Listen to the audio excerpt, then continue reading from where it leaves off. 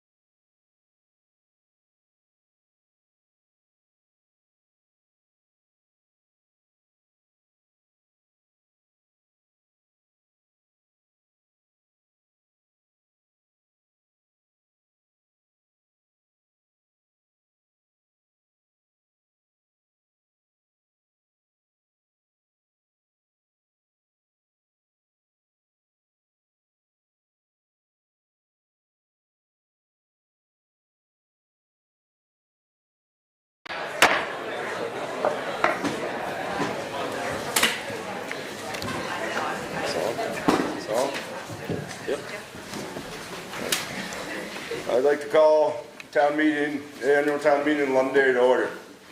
I'd like to ask everybody to rise and recite the Pledge of Allegiance.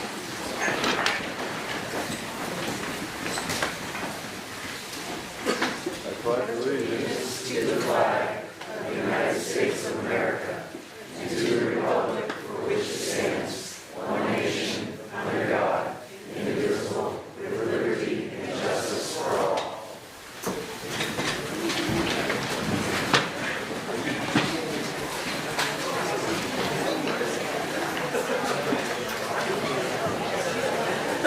Article 1, to elect a moderator to preside over town meeting. Do we have any nominations? I nominate Doug Bryant. Doug Bryant has been nominated and seconded. Do we have any other nominations? Vote nominations for closed and clerk cast one ballot. Nominations are closed and clerk cast one ballot. All those in favor? Aye. Opposed? Congratulations again, Doug. Yeah. Thanks very much. You know, you guys can nominate somebody else. I just want to put that out there. All right. So before we get going, there's a couple of announcements, and we'll go over the rules for the meeting, and then we'll start. First of all, the polls for the school vote for Australian ballot are now paused. Due to the cold, the Board of Civil Authority decided that it was just too freezing to have the doors open and so forth, and so they've paused polling. Polls will open up again as soon as town meeting is over. So that's one thing. Another thing is the wristbands. Make sure that you have your wristband if you want to vote. There's been a few that have been found on the floor, so I don't know if a couple people might have dropped them. Double check, I can meet you. You're definitely going to need them. You might have to check them again just to make sure. All right. Do we have any new residents today in the town of Londonderry with us? Yes, sir. Excellent. Thanks for coming. That's great. Do we have any visitors from out of town that are here today? A few people. Okay. One thing about town meeting is only registered voters get to speak. Sometimes by unanimous consent, we allow others to speak. A lot of times they have something pertinent to say, and it's worth hearing what they have to say. Please remember to register to vote in the back if you haven't done so already, and get your arm tag or your wristband. And please silence your cell phones if you don't mind. It's a little distracting to have telephones ringing during the meeting. During the meeting, please direct all your comments to me, the moderator. Okay, one of the things that keeps things civil and keeps us all friends and neighbors, if all questions come to me, and then I'll try to find an answer. I'll try to find the appropriate person to answer the question. We don't like back and forth. That really doesn't work well. If you'd like to speak, you're welcome to stand and speak. You have to wait until you're recognized to speak. And everybody gets an opportunity to speak once until everybody that would like to speak on a particular article has had a chance to speak. After everybody's had one chance, then we can go back and people can have a second round. People can only speak twice. So get your thoughts in order. Think about what you want to say before you stand up and say your thing, because once you're done, you're done. If you move an article or second an article, make sure that you state your name loudly so the secretary can record your name. That's very important. In order to put an article on the floor, it needs to be moved and seconded. And once it's moved and seconded, I'll state the article, and then we'll put it on the floor for discussion. And once everybody's completed saying everything they want to say, we'll vote on that article, and I'll restate the article. Sometimes it gets a little bit cumbersome, but that's the way it works. We can also amend articles. We can amend dollar amounts. We can amend the way the article is written. When we put it on the floor, we're going to put it on the floor exactly as it's written in the town warning, because it has to be warned for us to discuss it. But once it's been warned, and it's on the warning, then we can put it on the floor and it can be amended. And I'll help people through a motion to amend the article if they'd like to change the dollar amount or if they'd like to change the wording. Germaneness.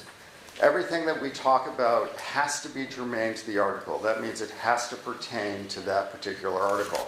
So if we're talking about raising and appropriating funds for the Emerald Ash Borer, for instance, we can't suddenly bring up town highway equipment. Okay, it's not germane. It has to be germane to the article. Reading from paper. We do not read from paper. We don't make speeches. We don't make political speeches. We don't make a speech on a particular thing. People can stand up and say what they'd like to say, make their comments. Occasionally, if somebody is very nervous, we will allow people by unanimous consent, I'll ask for unanimous consent, to read from their notes because we want to hear from everybody. And sometimes people get a little bit nervous when they stand up to speak in a public setting. So in that case, if you'd like to speak and you're a little bit nervous, feel free to state that and we'll see if we can make an accommodation for you. So occasionally we'll get an article that comes along and people have differing opinions on it. And when we vote, it'll be unclear who got the majority, how many nays and how many yays were for that particular article. I may ask for a division of the House at that point. So when we do a division of the House, the people that voted yay will stand up, the people that voted nay will stand up and we'll count. So we have that. It's not done there, however. If somebody would like to call for a paper ballot, you can. You need to have 6 of your friends. We need 7 people to call for a paper ballot, and then we'll vote by a paper ballot. That can happen also. Anybody can ask for a division. So if somebody thinks, no, that was way too close, I'd like a division, anybody can call for a division, and we'll do a division.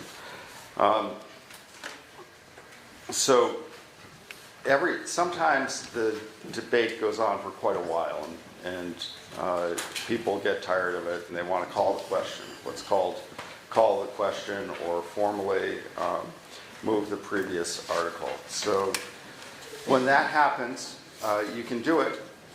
You have to wait your turn to speak. If 3 people are in front of you to speak, they get a chance to speak first. It's not a privileged motion. And we need a 2/3 majority to close debate on a particular topic.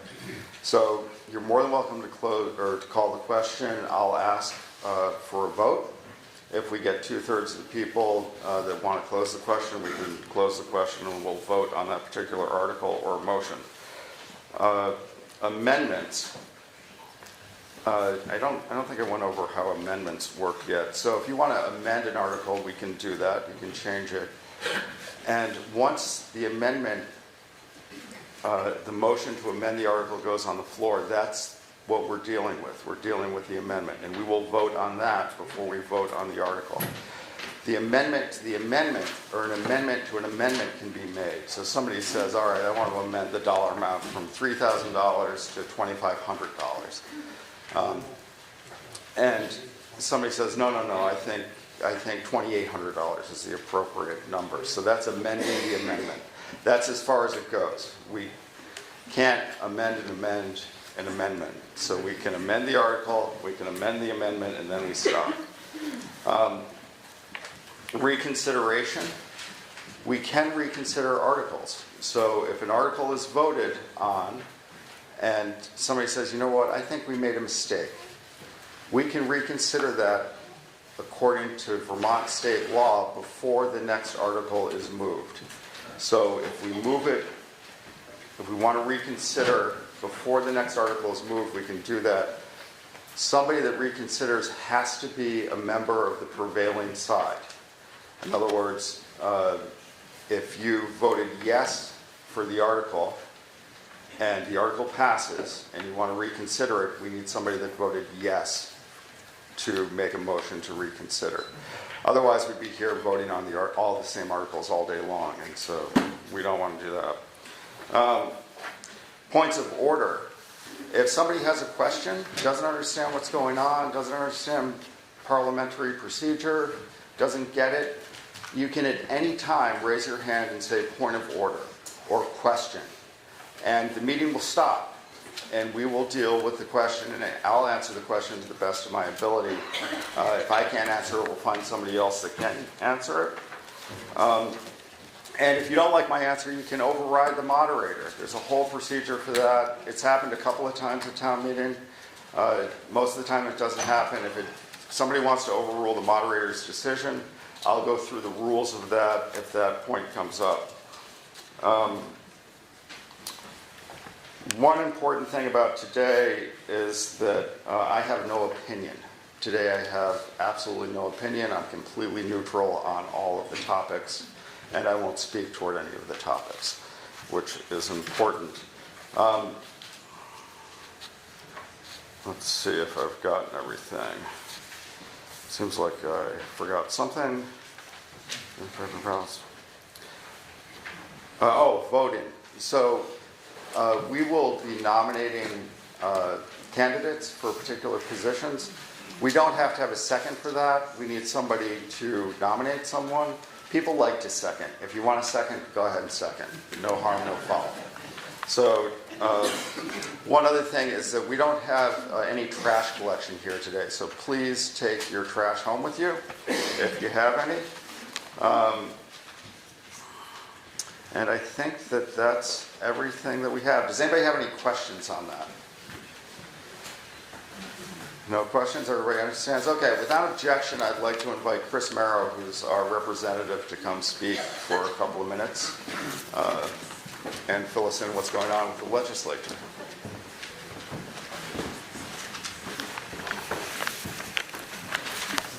Good morning, everyone. I'm just going to say a couple of quick things and then open it up for questions. I think that tends to be more interesting. So there's lots of tough issues going on up in Montpelier. Just as context, what's going on at the federal level in terms of them clawing back lots of money and there being disruptions in various departments, and some departments are going away, and FEMA is shrinking, and there's it's a lot of uncertainty, and so that makes it hard for the state government, both just on a fiscal level, but also just operationally. The people in Washington that the state government folks are dealing with have disappeared, and the system's just much harder than it has been previously. State budget's very tight, so lots of the organizations that have gotten money in the last few years during the COVID flush era are not getting money, and various agencies are getting cut back, so that just in general, this year and the next few years are going to be very tight from a state budget point of view.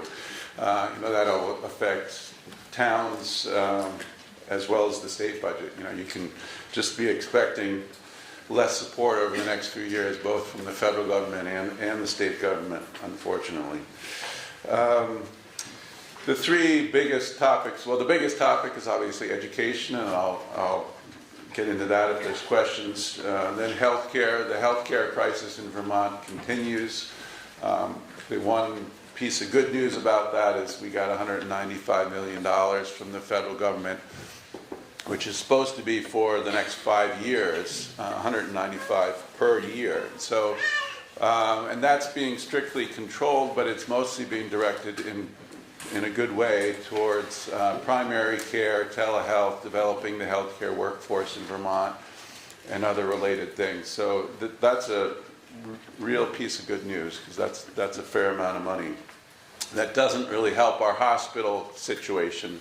The hospitals, some of them in particular, are still in crisis, but Blue Cross Blue Shield had a better year in 2025, so there are signs of some stability, and some of the things we passed 2 years ago are just going into effect related to reference-based pricing, which is just a fancy way of trying to control costs. So some good news, but still in crisis. Transportation budget is challenged, and we can get into some of that if you'd like.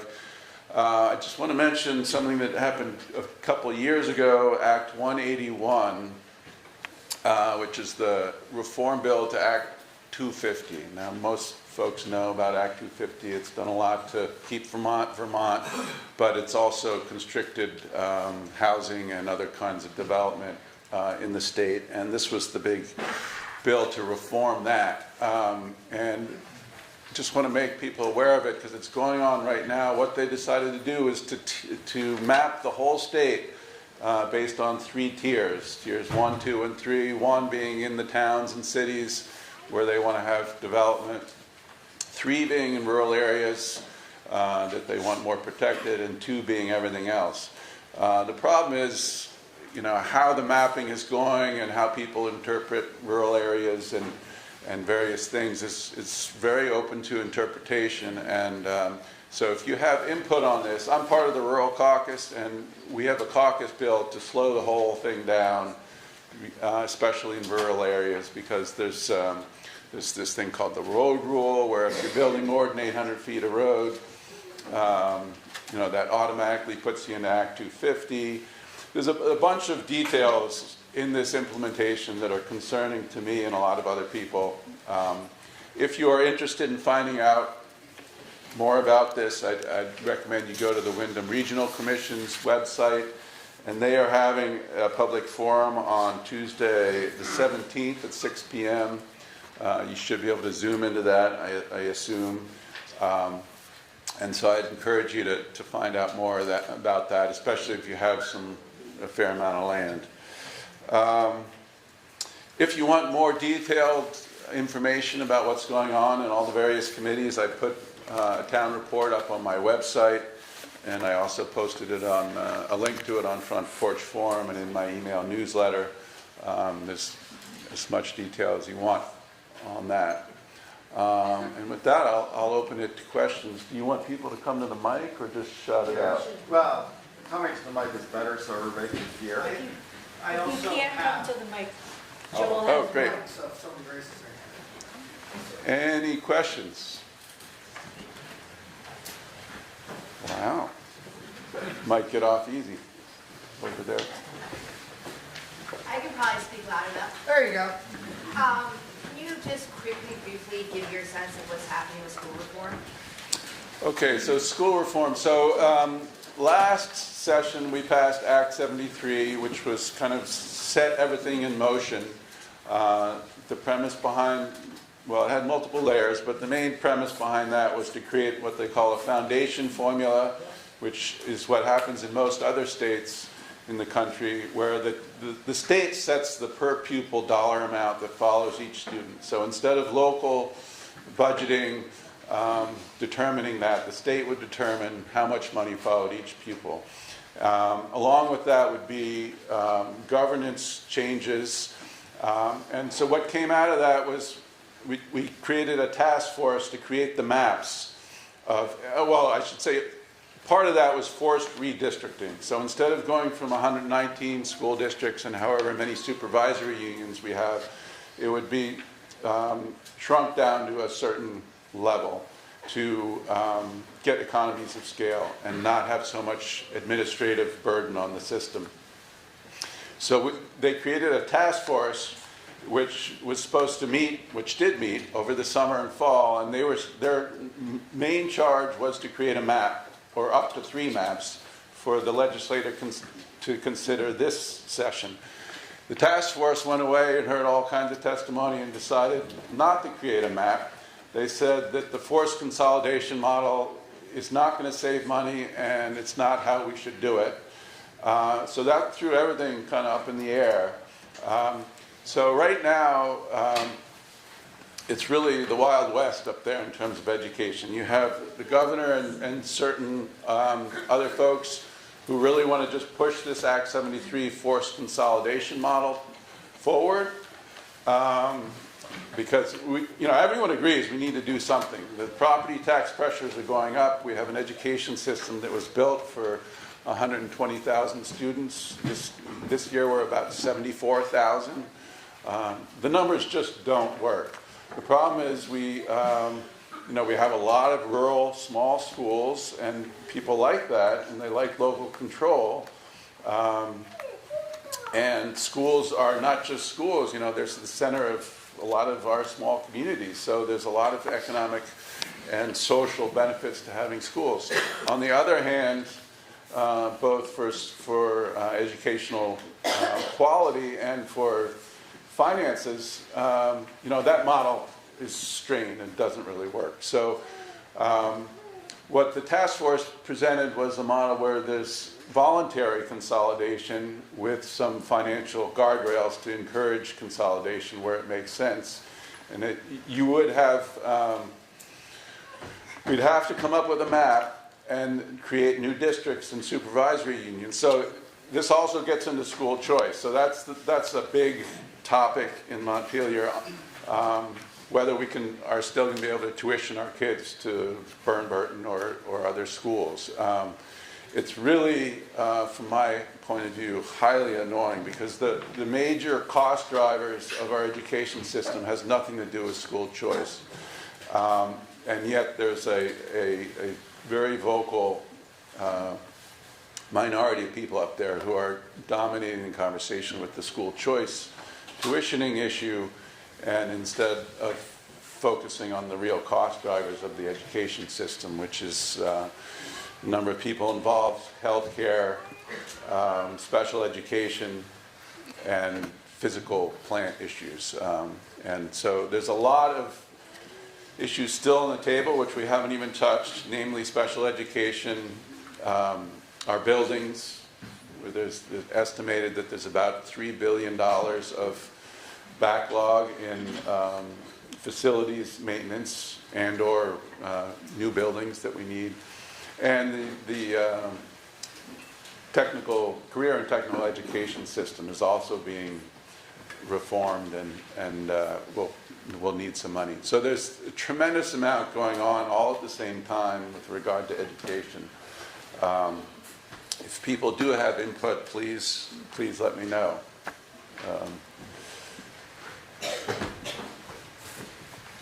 No easy answers.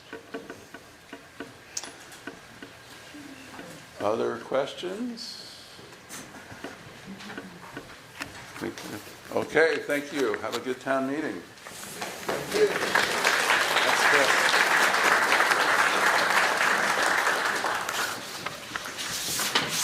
All right, let's get going.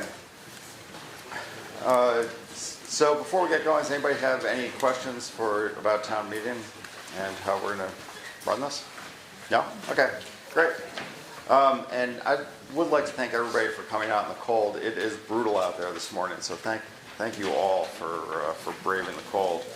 Let's get going. Article 2, to act on the report of the town officers. This is your opportunity to ask any questions of the town officers about any particular report that you read or questions that you have about the report. Will somebody please move Article 2? Dick Dale, I move Article 2. Article 2 has been moved to act on the report of the town officers. Discussion. We need to be second, sorry. You guys can, can catch my mistakes, which I will make, so I apologize in advance. Discussion on Article 2. Hearing no discussion on Article 2, we'll vote on Article 2. All those in favor signify by saying aye. Aye. All those opposed say nay. Article 2 passes. Article 3, to elect all town officials is required by law. The town officials can be found on page 2, and we'll just go in order. So we have, and I want to remind everybody, if you're elected as a town official in this article, please see Allison before the end of the meeting to make sure that you sign your oath of office. People tend to forget. Usually Allison catches up with me somewhat after the meeting, and I get in trouble. So just remember to do that.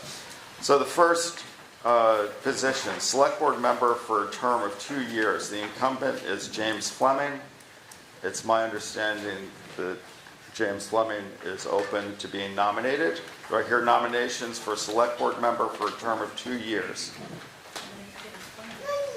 James Fleming's name has been put into nomination. Do we hear any other nominations for Select Board member for a term of 2 years?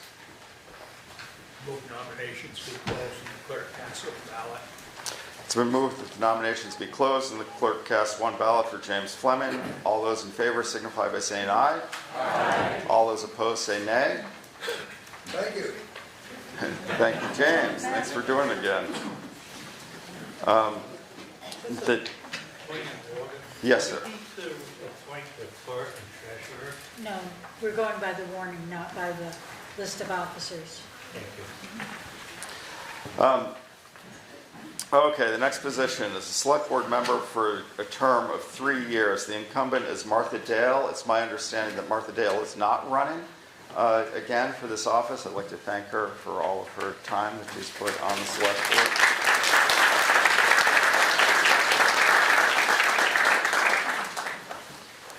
Do we hear a nomination for select board for a term of 3 years? I'd like to nominate Leanne Alexander. Leanne Alexander's name's been put in nomination. I'd like to nominate Chad Stoddard.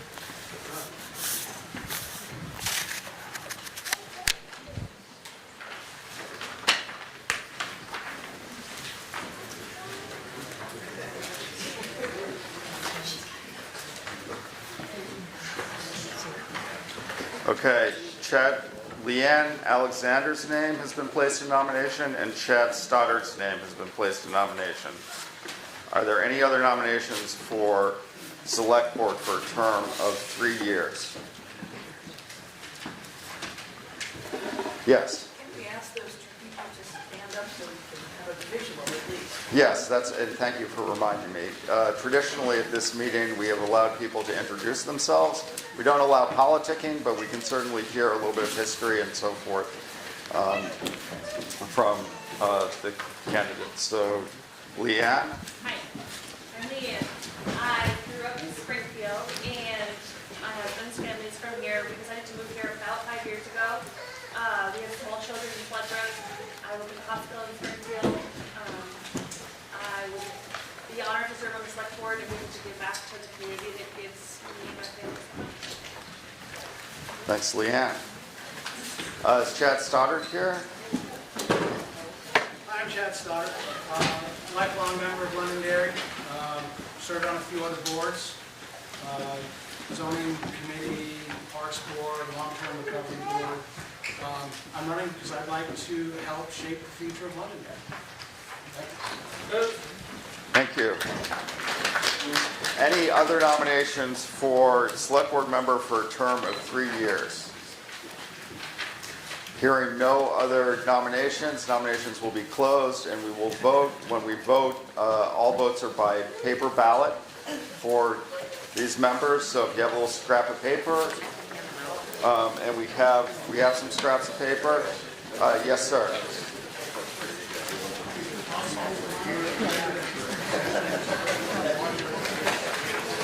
I'm sorry, I can't hear what you're saying.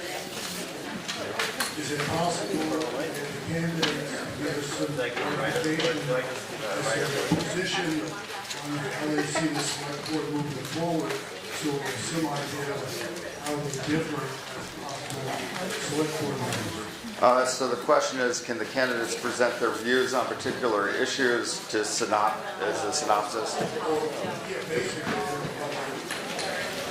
how they envision adding to the select board, or what they want to see changed on. Or what they're adding to the select board, or what they want to see changed. And the answer to the question, unfortunately, is no. All we can do is introduce candidates, and that's as far as we can go because politicking is not allowed by state law. Yes, ma'am. I don't know if this has ever been asked, is it possible to allow the elderly and disabled and who grew up from Milwaukee go first to put their ballots in? I certainly think that that is an excellent idea. So please be considerate of those who might be a little older, have difficulty walking, and give way and allow them to go first if they would like. Any other questions? We're going this way. We're going this way. All right. What does that mean? You know, we usually have people go that way, but it's too crowded. All right. So after you voted, everybody please walk in that direction, and we'll go around the circle that way. All right. The ballot box is now open.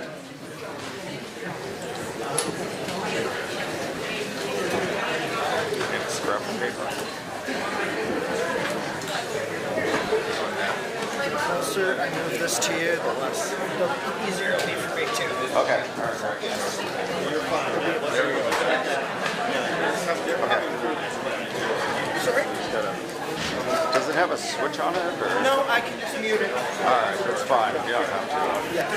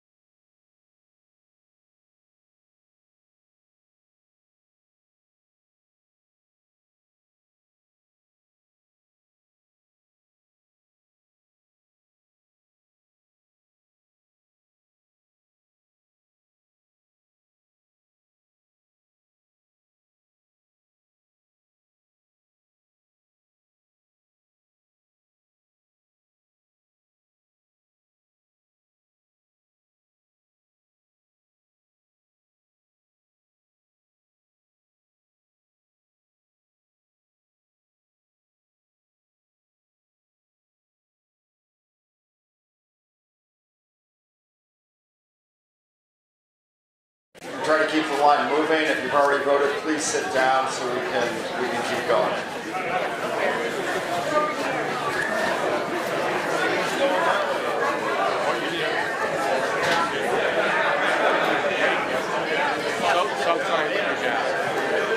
What's that? Oh, thank you.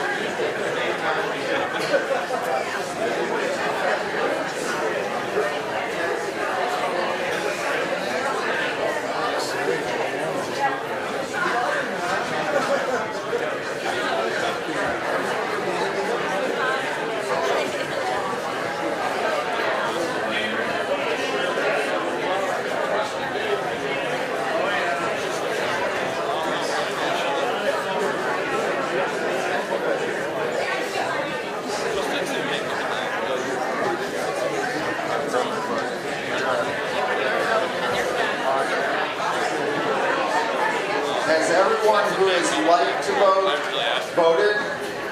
Is anybody who wants to vote not voted?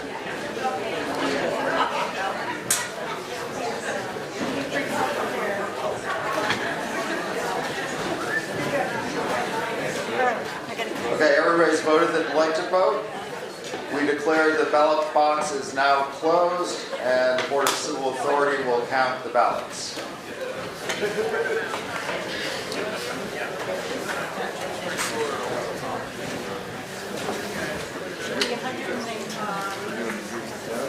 Yeah.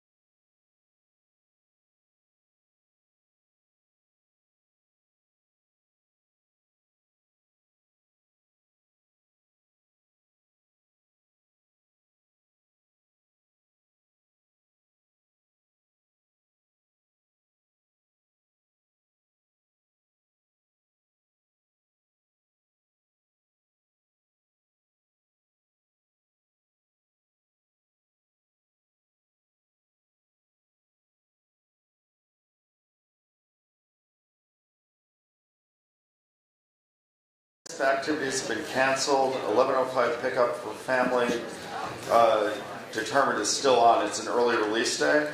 Parents who want to pick up at 11:05 to go to Bromley can do that if they want to. Otherwise, dismissal is at 11:50 today.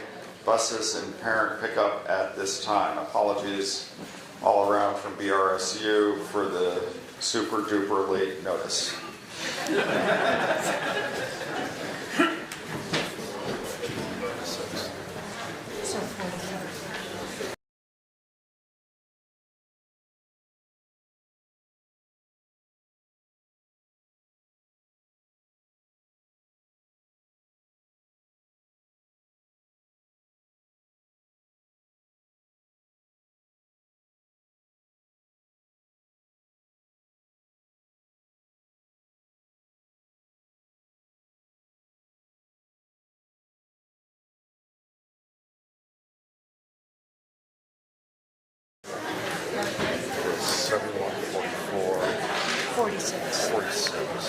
Sorry.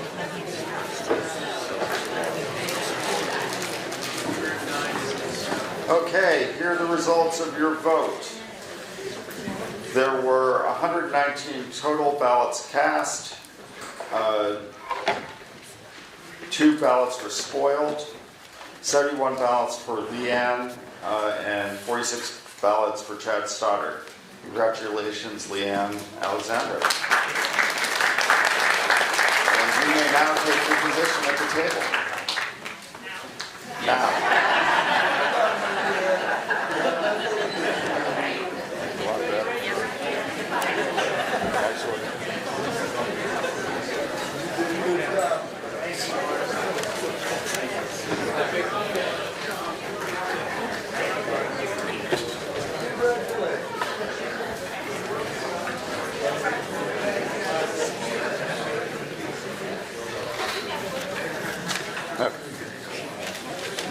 And thanks again, Martha.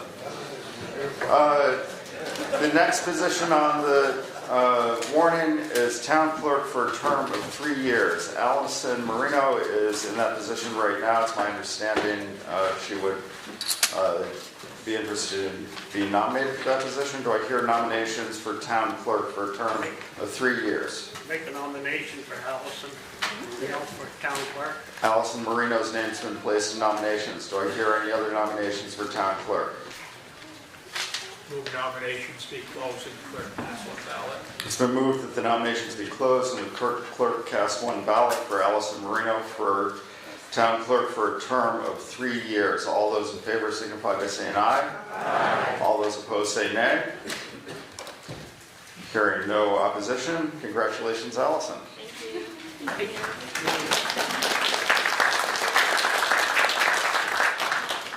Treasurer for a term of 3 years. Tina LeBeau is the incumbent, and it's my understanding that she would like to be nominated again. Do I hear any nominations for treasurer for a term of 3 years?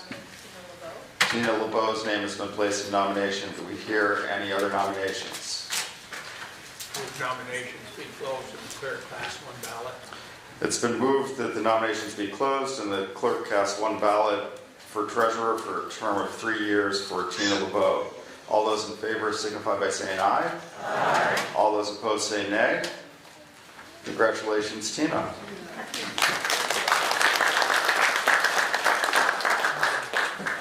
Lister for a term of 3 years. Marge Fish is the incumbent, and it's my understanding that she would entertain a nomination again.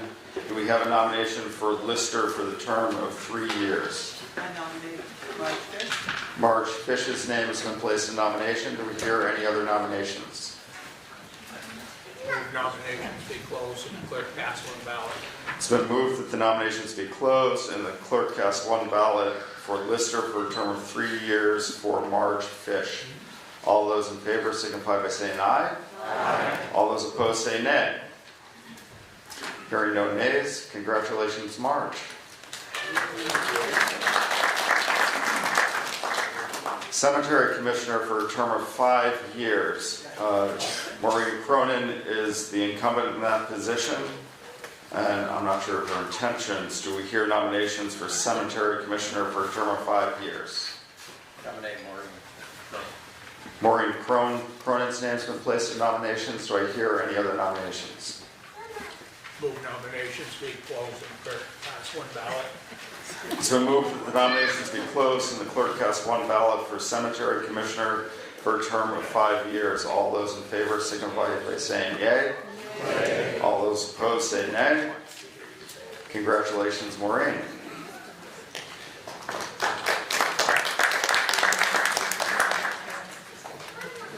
Trustee of Public Funds for a term of 3 years. Catherine Mosenthal is the incumbent. Not sure of her intentions either. Do I hear nominations for Trustee of Public Funds for a term of 3 years? Kathy Mosenthal's name's been placed in nomination. Do we hear any other nominations? Move nominations be closed. Clerk pass one ballot. It's been moved that the nominations be closed and the clerk cast one ballot for Catherine Mosenthal for Trustee of Public Funds for the term of 3 years. All those in favor signify by saying aye. Kind of forgot there for a second. I was supposed to say. All those opposed say nay. A couple of nays, but apparently the ayes have it.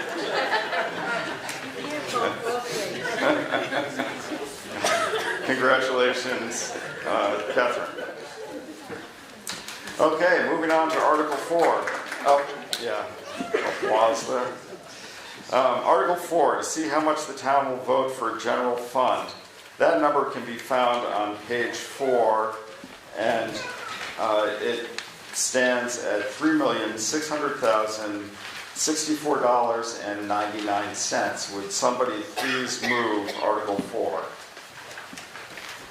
Move Article 4, $3,600,064.99. It's been moved. Do we hear a second? And we have a second. Article 4, to see how much the town will vote for a general fund, $3,600,064.99. Discussion. Yes, sir.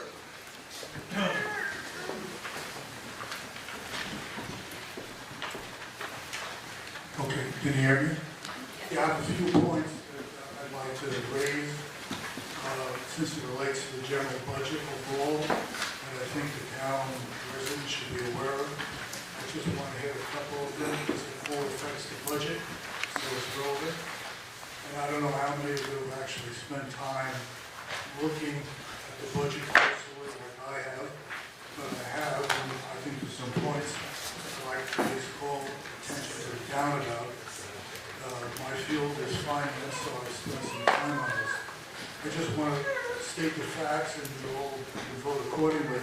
But as I said, I don't think a lot of people have studied the numbers.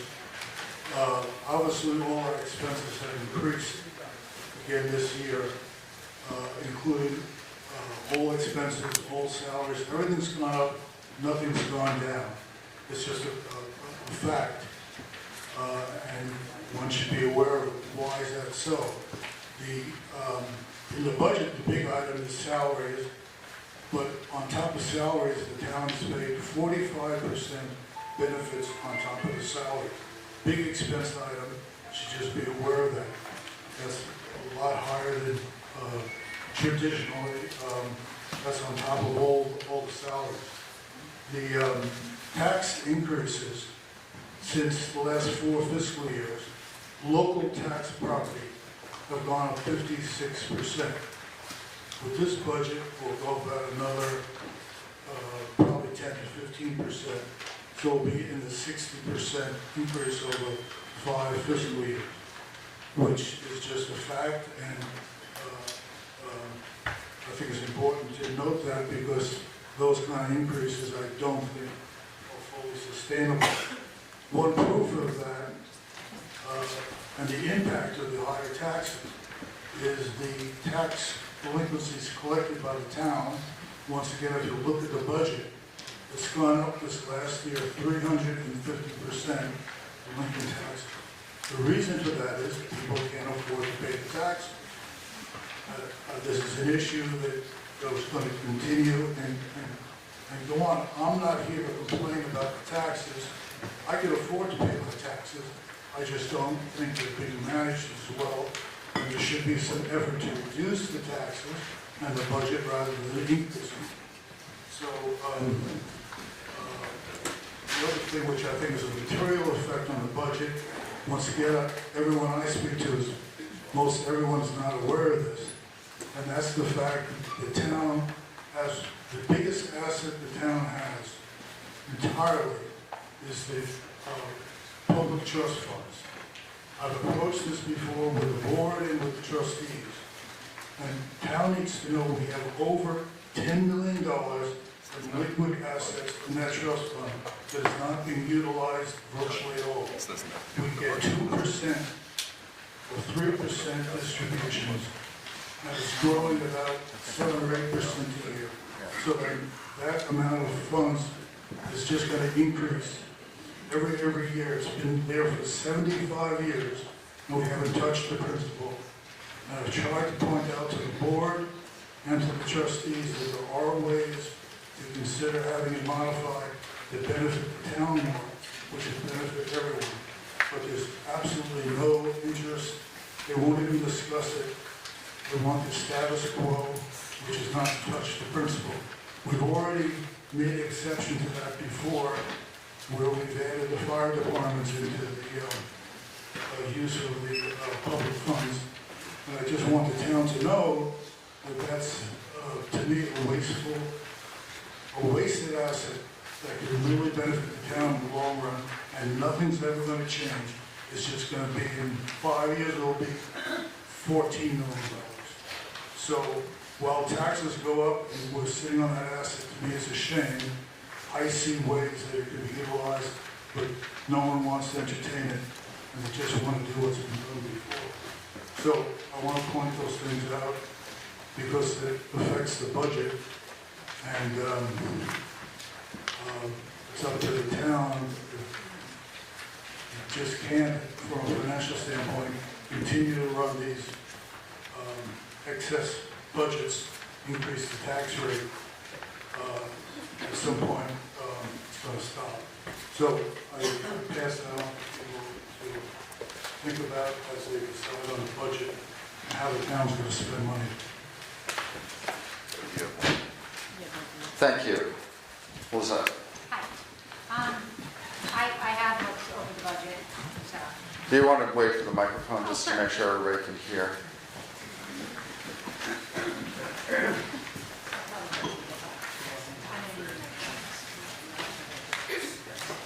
I have looked over the budget, as I do every year, and something to point out is that some of the salaries did go down. In fact, the town administrator's salary went down because we changed the helm between Shane and Eileen. But something that did stand out under salaries, and I'd like a little information on, is the animal control officer. Went up $4,000 from $6,000 to $10,000. So if somebody could speak to that, that would be terrific. Somebody like this. Tina's got that.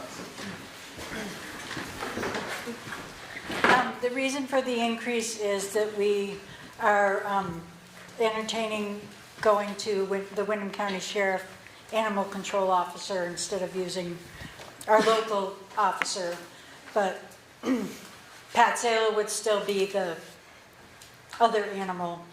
He does beaver control and stuff. So we're not exactly sure of the cost because it's like a per capita.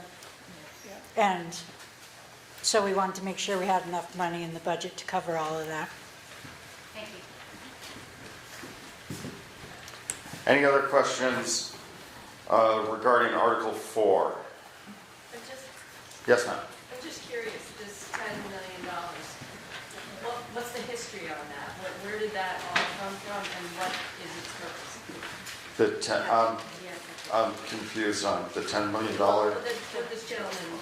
Oh, the trust funds. Yeah. Okay, I don't know if somebody on this select board would like to speak to the trust funds. Well, the trustee,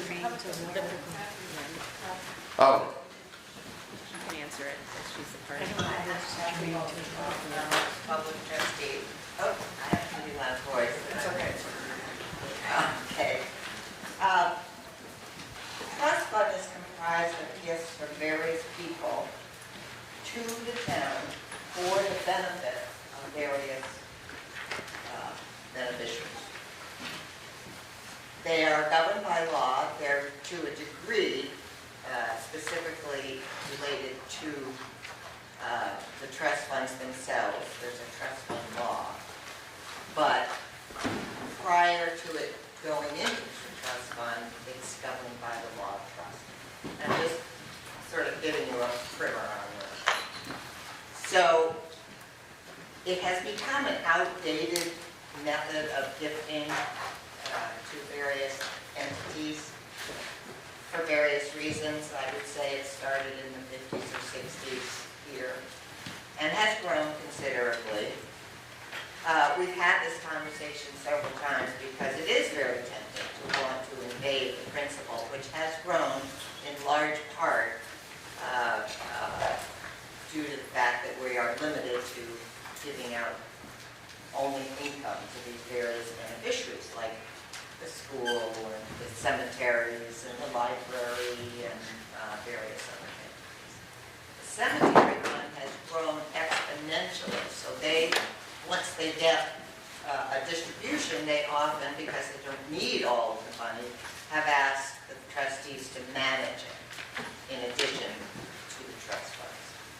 So half of what was mentioned belongs to the Cemetery Commission and is governed by a different set of laws. For example, it can loan money to the town. The trustee fund can't be loaned to the town. This fund is not an asset of the town. It was given in trust for the benefit of others. And the law provides that only income can be distributed and that the principle cannot be invaded. It's not true that nobody cares and nobody's interested in trying to invade the principle. We have sought and received written opinions from attorneys over the years on ways to do this. And they all say the law is clear. You can only distribute income. That's what the gift said. I'm happy to answer any questions. I don't want to get into the weeds. I just try to keep it simple, but Thank you. Any other questions or any other debate on Article 4 to see how much the town will vote for general fund? Has everybody had an opportunity that would like to speak spoken once? Anybody else like to speak until we open it up to round 2? Yes, sir, go ahead. I just want to clarify a couple of statements that were made there because I've spent a lot of time investigating this. Those funds, firstly, the cemetery fund is less than the public trust funds. Cemetery fund is about $3 million, the other one's $7 million. They were founded over 75 years ago with a little over $100,000. So it's just compounding and compounding and compounding. And while the law is clear, it does provide for modifications by appealing to the state to allow it to be used for other purposes to benefit the town. The town has already submitted. There's a point of order. The public funds don't have anything to do with the bucket account. The money that can't be touched is not an asset that goes into the town. I allowed the conversation to go on earlier because of the relationship to the idea of bringing down the budget with the public trust funds. I think it's pretty clear that we can't do that at this point, so I agree with the point of order that discussion on the public trust funds at this point on Article 4 is not germane to the article. So if you have stuff that you would like to talk about regarding the general fund, we're more than happy to hear your comments. Yeah. Well, it's important to pursue that because the town should know that if they're paying the taxes, how they could potentially reduce the taxes by taking an asset of the town. The town has already appealed the purpose of the original will as, for example, included all the fire departments in the trust fund. That was not in the original wills. but the state agreed to. Likewise, there are other things that can be done without compromising the principle that would benefit the town. Now, if the town doesn't want to use the income or at least approach the court to otherwise touch that principle, or at least use more of the income, then so be it, we'll pay more taxes.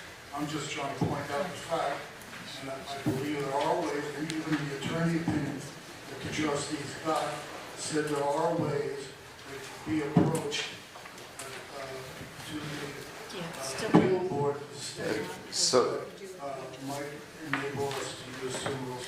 I think your point is heard. I'm going to rule it out of order because it's not germane. Are there any other issues or any other discussion on Article 4 to see how much the town will vote for a general fund? Hearing no other discussion on Article 4, we will vote. Article 4, to see how much the town will vote for a general fund. The amount has been moved $3,600,064.90. All those in favor signify by saying aye. Aye. All those opposed say nay. Nay.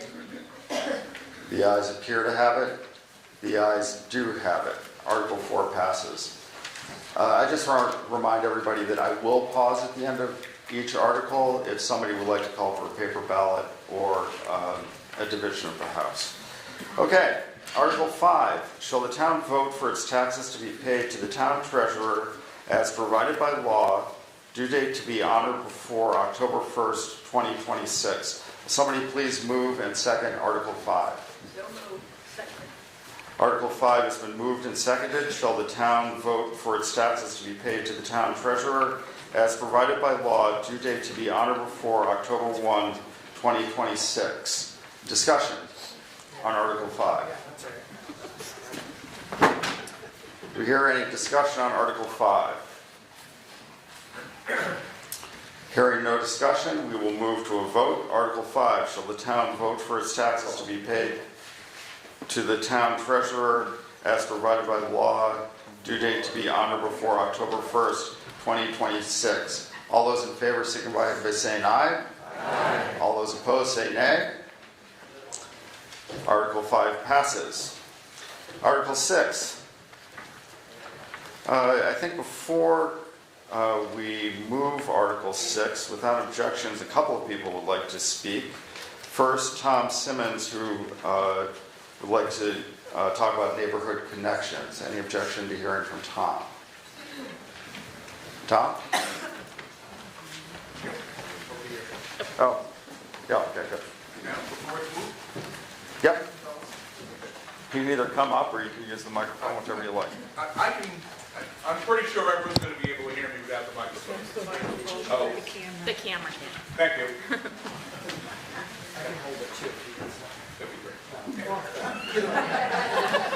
So, we're going to do a little dance here. My name is Tom Simmons. I'm the Executive Director of Neighborhood Connections. I came into Neighborhood Connections in 2024. At the time I came in, Neighborhood Connections was already a well-known, well-oiled institution in this town. I don't have to tell any of you that.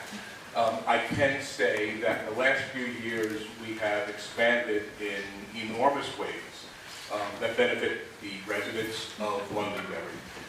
We put this in the report, but we began operating Meals on Wheels in this town. We delivered over 9,000 Meals on Wheels, mostly to homebound seniors and the disabled population in this town. Transportation system has grown from, wow, we have a van, to we have a van, and we now have a fleet of electric vehicles and private cars. We provided over 2,085 rides to individuals in this town. The majority of those rides were for medical appointments, many of them, quite some distance, such as Dartmouth, renal centers, eye appointments in Burlington, in Albany, in Springfield, Massachusetts. And these were rides that could not be provided by the mover or by other institutions. We provide door-through-door service. We help the person in, we stay with them at the doctor's appointment, we help them back out.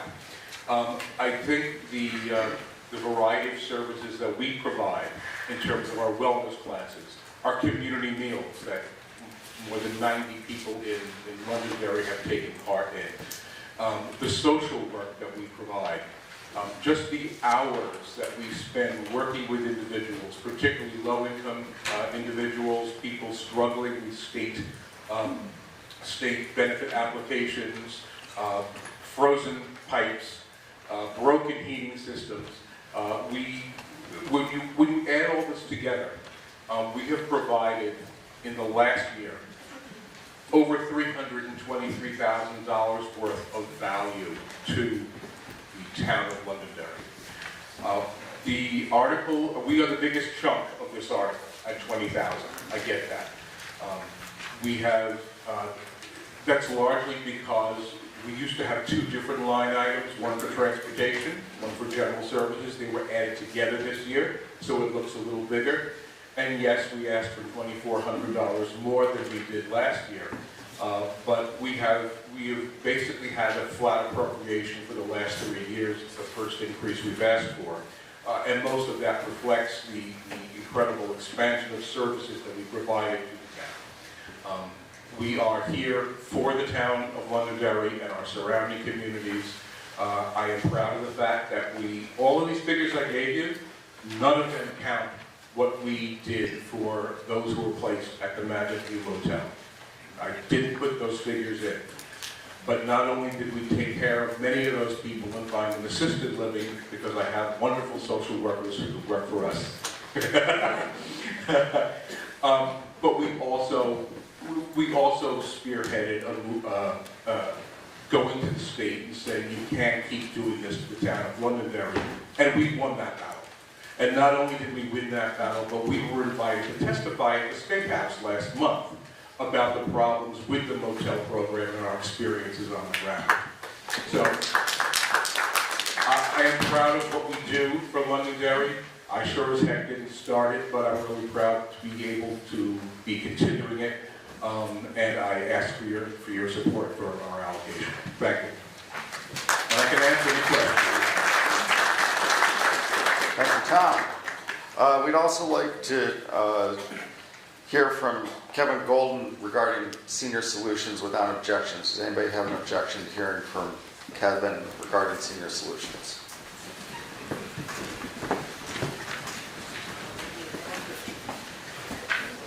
Thank you so much for giving us some time to speak this morning. Good morning. My name is Kevin Golden, and I am the Development and Special Projects Coordinator for Senior Solutions, the Area Agency on Aging in Southeastern Vermont. We provide wraparound social services to allow a little bit of Jameson County. And actually, Tom used to work with me over at Senior Solutions as the Nutrition Director, and we were very sad to see him go, but very thrilled with him and Mary. So we've been fortunate for the last 8 years to receive a $970 appropriation from the town of Londonderry, and for the first time in almost a decade, we're asking you, the voters, to consider increasing this amount to $3,000. So last year, around 50 individuals here in Londonderry called our helpline for assistance. So these are older adults or their caregivers, their family members, or their friends calling with questions about how do we keep the heat on, how do we keep food in the fridge, someone's getting out of the hospital and there's no one to check on them. How can we get someone to and from their doctor's appointments? And so we take those calls and provide people with the assistance we can. We have a group of case managers and an army of volunteers who can help folks. We also provided 156 hours of case management. That's in-home case management services to help people stay in their own homes, safe, with the heat on, and with the lights on, and with food in the fridge. And we also financially, we manage a series of state and federal grants to support meal delivery throughout southeastern Vermont, and we were able to support about 5,000 meals in partnership with Neighborhood Connections. The cost of these services has been skyrocketing in recent years, and with the disruptions in federal funding streams and delays in federal funding, we find ourselves in difficult financial situations, as do many nonprofits. And so while we are asking for quite a large increase over the $970, we are asking voters to consider increasing it to $3,000. Please keep in mind that's around 5% of the services we provided last year. We provided about $58,000 worth of services. It's less than 1% of our overall budget. So thank you again for your past support, and I hope you will consider increasing this amount.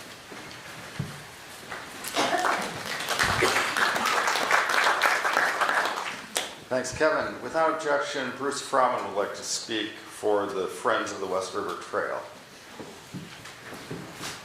The other, use this mic. Just briefly, Here we go. Ready? Here we go. Go ahead. all right. I happen to live on the trail or on the West River Street. Unfortunately, this last year we lost one of our board members, Bob Brandt. So if anybody is interested, and now and Sharon Crossman mostly does the scheduling, doesn't really come to board meetings. So if anybody's in, and it's Greg Mielmans and myself, if anybody's interested here or who is seeing this out there, interested in joining us on the West River Trail, I'm not sure the best way to contact us. I guess it's my email is bfrauman@gmail.com, and that's it. So, and it gets used a lot.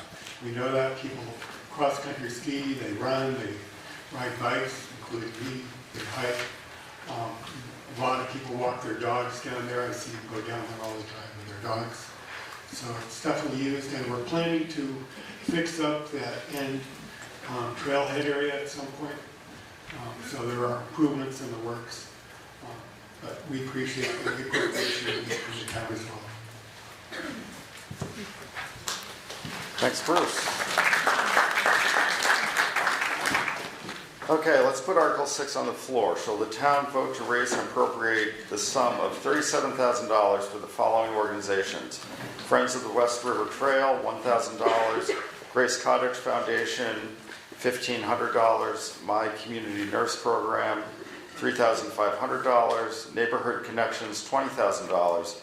Senior Solutions, $3,000. SEVCA, $2,000. The Collaborative, $3,000. West River Montessori School, $3,000. Would somebody please move and second Article 6?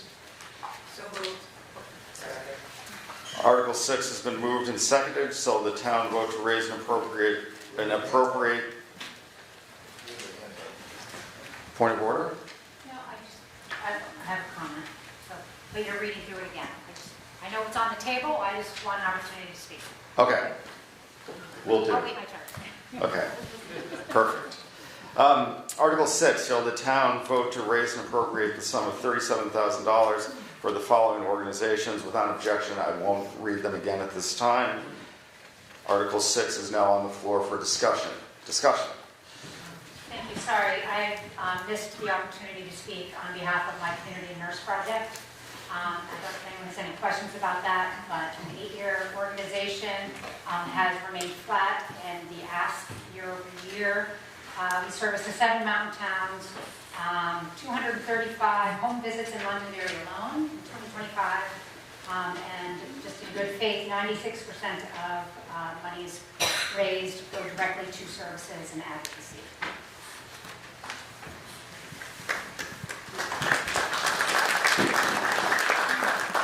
Any other discussion on Article 6? Yes, sir.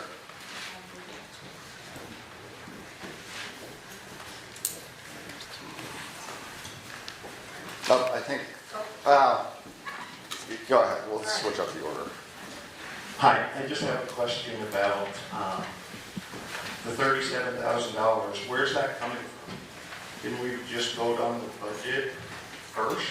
So the question, I'm just confused about the process. Okay, Tina, do you want to speak to that? I can. So basically, you vote on the budget, you vote on the appropriations, and then when we set the tax rate, we add the budget plus the appropriations, subtract any revenues, and that determines the tax rate. So it's in addition to the budget. that answer, did you understand the answer to the question? All right, let me go through a little bit. So the town budget is the amount of money that the select board's decided the town needs to spend to keep things going. Other people, or through most of the rest of these articles, are in addition to that town budget, and we vote on those items one at a time, and then they get added to the town budget and the appropriations at the end. It's just kind of the way it works, so the voters have an opportunity to vote in favor of, against, or amend the dollar amounts to what they think is appropriate for each one of these individual articles. Did that help? Not exactly. I just wonder, I'm a small business owner, I run my own business, follow the money, and it's just, you keep checks and balances. So I'm just wondering if we don't vote the 37,000 in, so Then it doesn't get the added? budget go down? Yeah, well, the tax rate will go down. So, but we've already voted for 3 million. I think I'm going to take this as a parliamentary inquiry at this point. So we've already voted for the $3,600,000 and change. On top of that, each one of these articles has an additional amount of money that the voters can either choose to spend or vote down if they want to. So that would get added to the appropriation that sets the tax rate at the end of the year. Did that help? Okay. Does anybody else have any other questions, parliamentary questions on how it works? No. Okay, yes, sir. Discussion.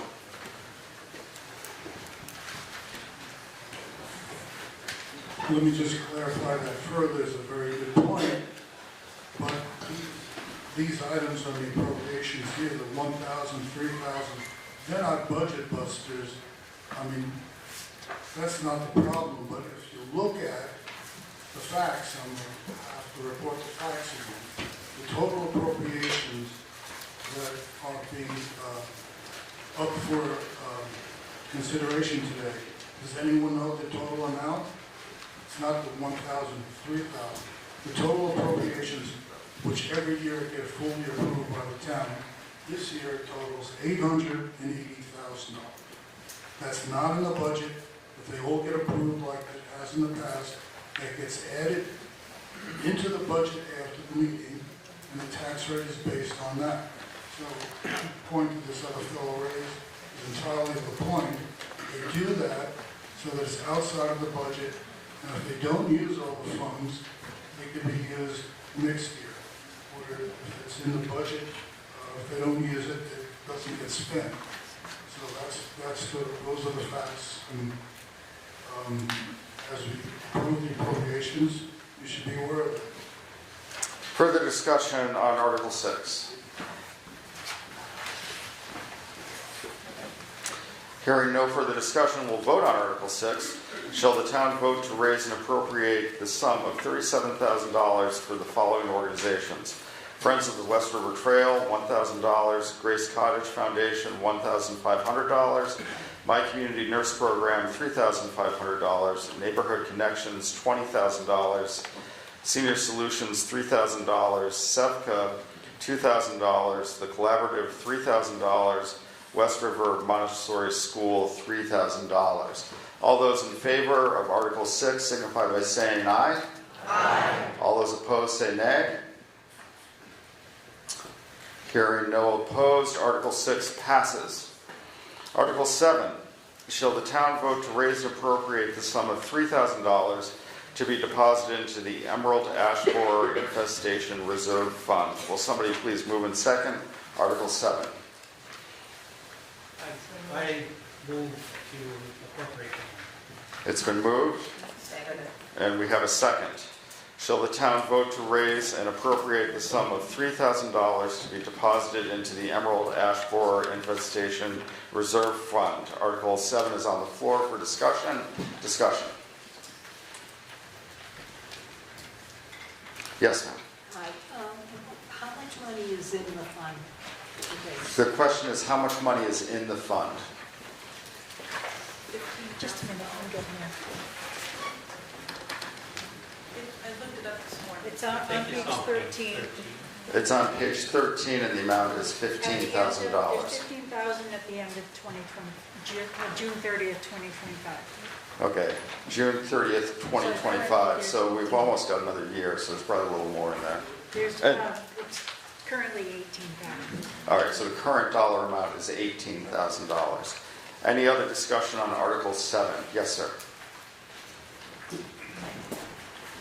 I saw, I don't know if Kevin's still in the room meeting.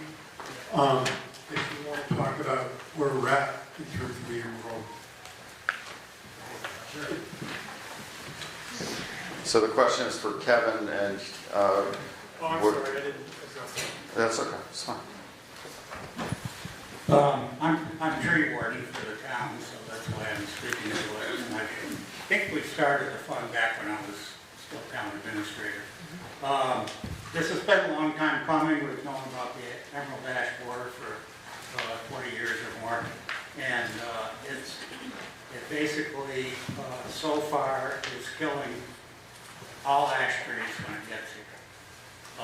The concern is that we have a lot of ash trees along the roadsides that the town is responsible for, and as they die, they become a hazard and impediment to keeping the roads open.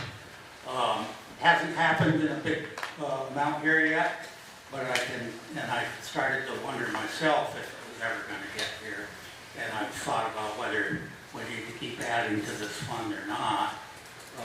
But the reality is that if it turns out that we don't need this fund in the long run, that this body can vote to dissolve the reserve fund at any time. And then that goes right back into the coffers. So I think it's advised, I would advise that we continue to put money in. The cost of removing one tree can be as high as $2,000 to $3,000. So it won't take too many trees to use up 18,000 for sure. We've kind of like held back and kind of, do a kind of wait and see what happens, because a lot of the ash trees have already been removed by the utility companies. You may have noticed that on your electric bill you pay an Emerald Ash Borer fee to Green Mountain Power and others. So I advise that we continue to put money into it. It's hitting Manchester and Dorset really hard now. If you drive around down there, you'll see a lot of dead and dying ash trees. We don't see it so much here yet, but I found it in Peru. I found it in a couple places in Londonderry. So it's here. The problem is that the trees stay infected for probably as many as 6 or 8 years before anybody notices it. So it's here. It's just not showing much yet. And we will have a fair amount of expense to take these trees down when it comes. Further discussion on Article 7.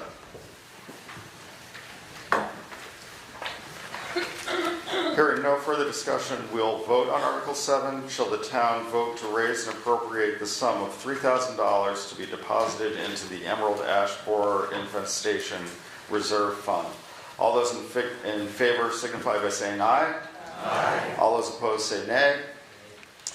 Article 7 passes.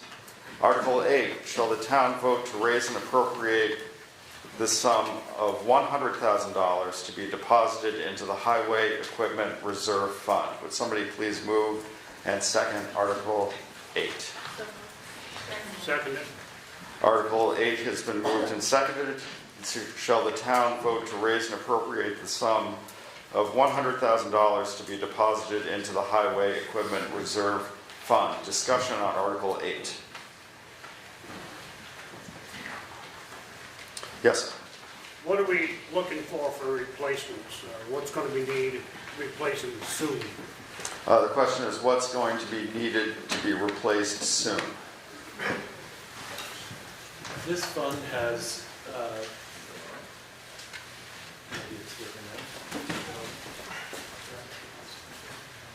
Hello?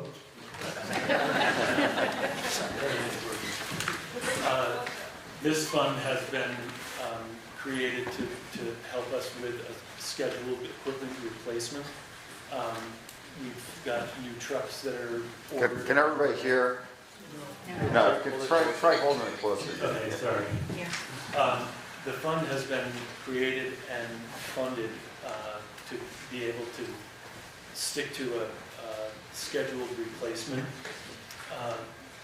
for all of the equipment over time. Right now, we have 2 trucks on order that we hope to get. We were hoping to get one this past fall, but everything has been slow to get to us. Our loader is going to be on the list. It's kind of a constant rotation.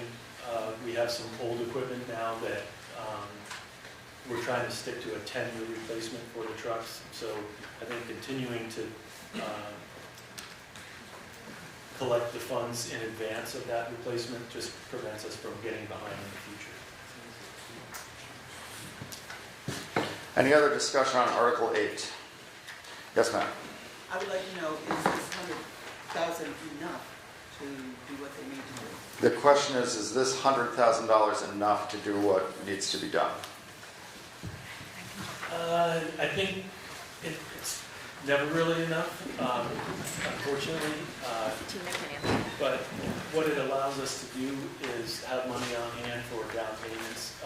Typically, if we buy a $200,000 piece of equipment, we can pay $50,000 a year for 4 years or something, so it keeps money in the till to continue borrowing on new equipment and paying it off in short order. So the number could fluctuate if we had a big expense that overlapped previous payments. For right now, this is going to keep us going, and I think we are catching up a little bit, on some of the older equipment. We have newer equipment now than we have had in a long time. So for now, I think we're good. Any other discussion on Article 8? Yes, sir.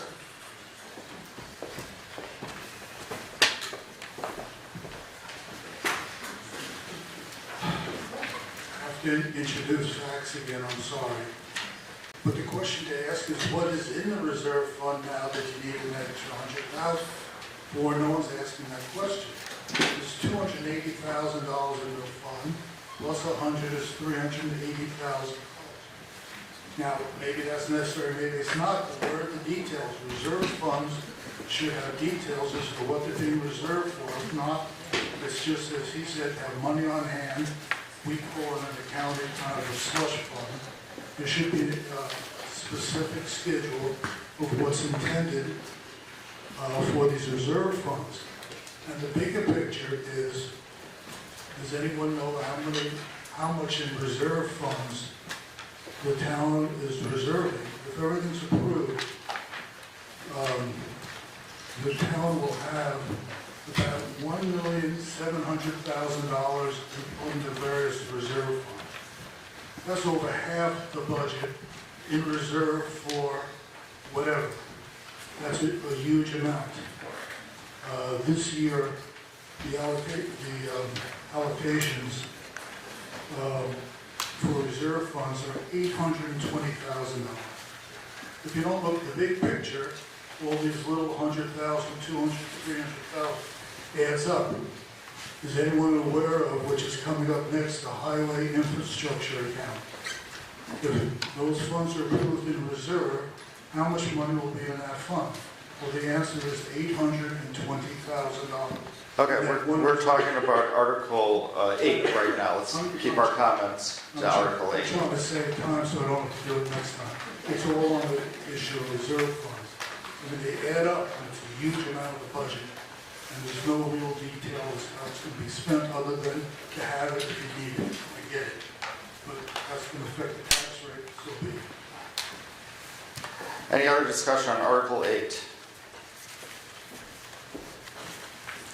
Hearing no other discussion, we'll vote on Article 8. Shall the town vote to raise and appropriate the sum of $100,000 to be deposited into the Highway Equipment Reserve Fund? All those in favor signify by saying aye. Aye. All those opposed say nay. Article 8 appears to pass. Article 8 does pass.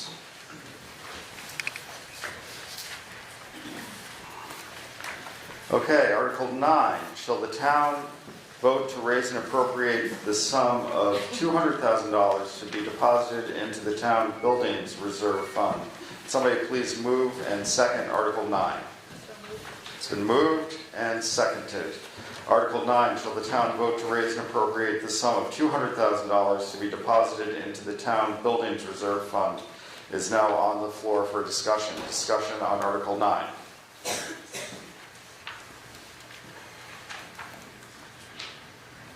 Any discussion on Article 9?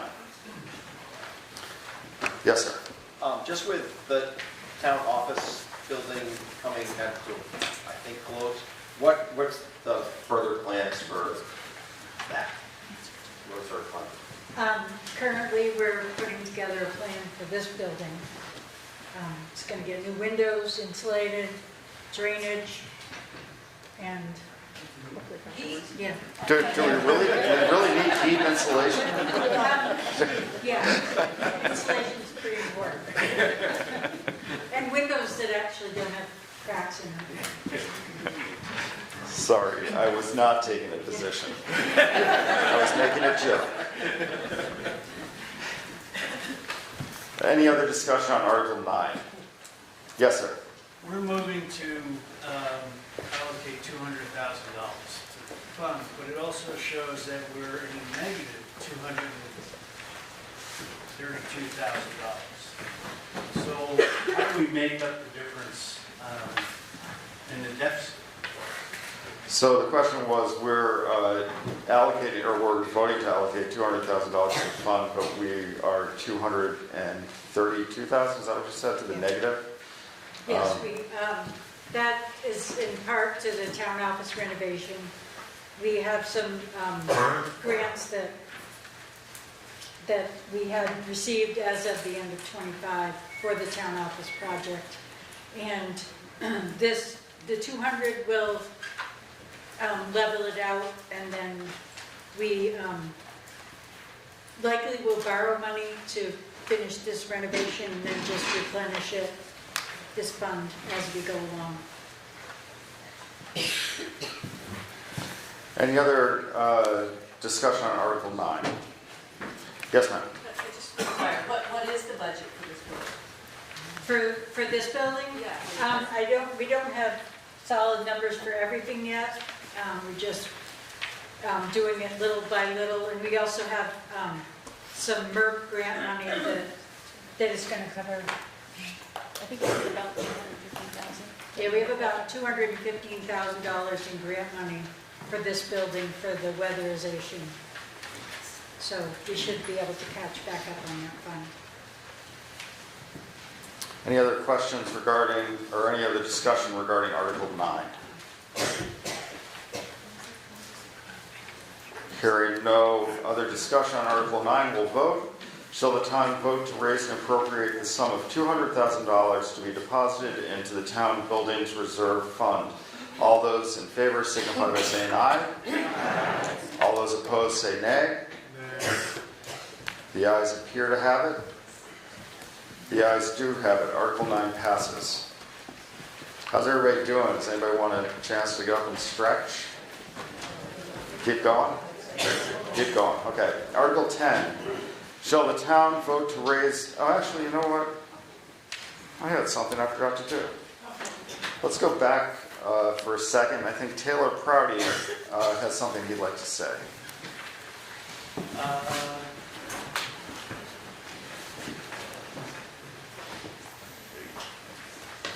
did want to recognize our road crew for a long winter of hard work taking care of our roads. It's always kind of a guess with the weather forecast and what we're going to experience, and they really step up to the plate, and I think they've done a great job this year, and it's worth recognizing their extra efforts.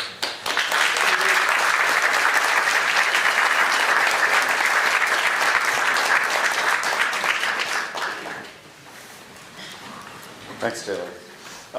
Article 10, shall the town vote to raise and appropriate the sum of $410,000 to be deposited into the Highway Improvement Reserve Fund? Would somebody please move and second Article 10? It's been moved and seconded. Article 10, shall the town vote to raise and appropriate the sum of $410,000 to be deposited into the Highway Improvement Reserve Fund? Is now on the floor for discussion. Discussion on Article 10.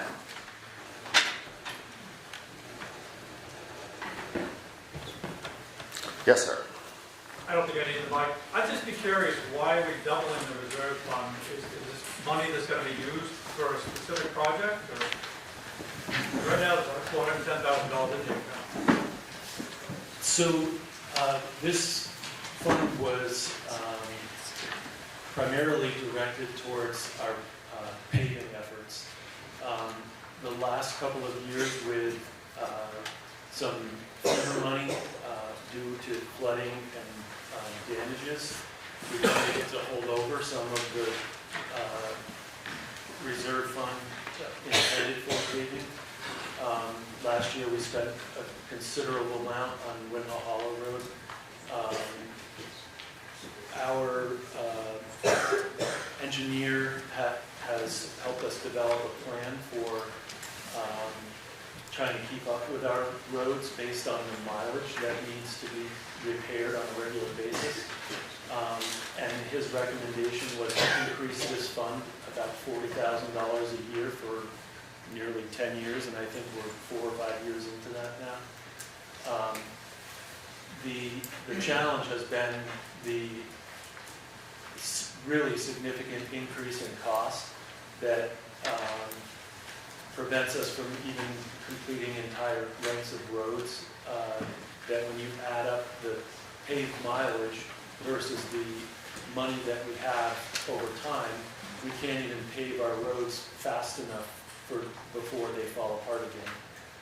So this effort to keep the money matching the work shows that increase every year of about $40,000. And this year we do have the benefit of some held over money, but I think most years going forward we're going to spend the entire thing. Our goal is to try to do end-to-end roads instead of breaking it up, and that's expensive. This money will be helpful, but it's still going to be a challenge to get a full road length. One of the sort of tandem efforts with this money is to try to get culverts repaired so that there's consistent upgrade on the road. Hopefully, eventually, we can afford to do the culverts and repairs prior to repaving, and then you have a section of road that's good for 10, 15 years if we follow up with like chip seal or another added cost, but it can add as much as 5 years to the life of a road. So if we can do an entire section and leave it alone and focus on the next road, we should be able to catch up with the mileage of repairs that are constantly needed in rotation. So hopefully that's it. Further discussion on Article 10. Yes, sir.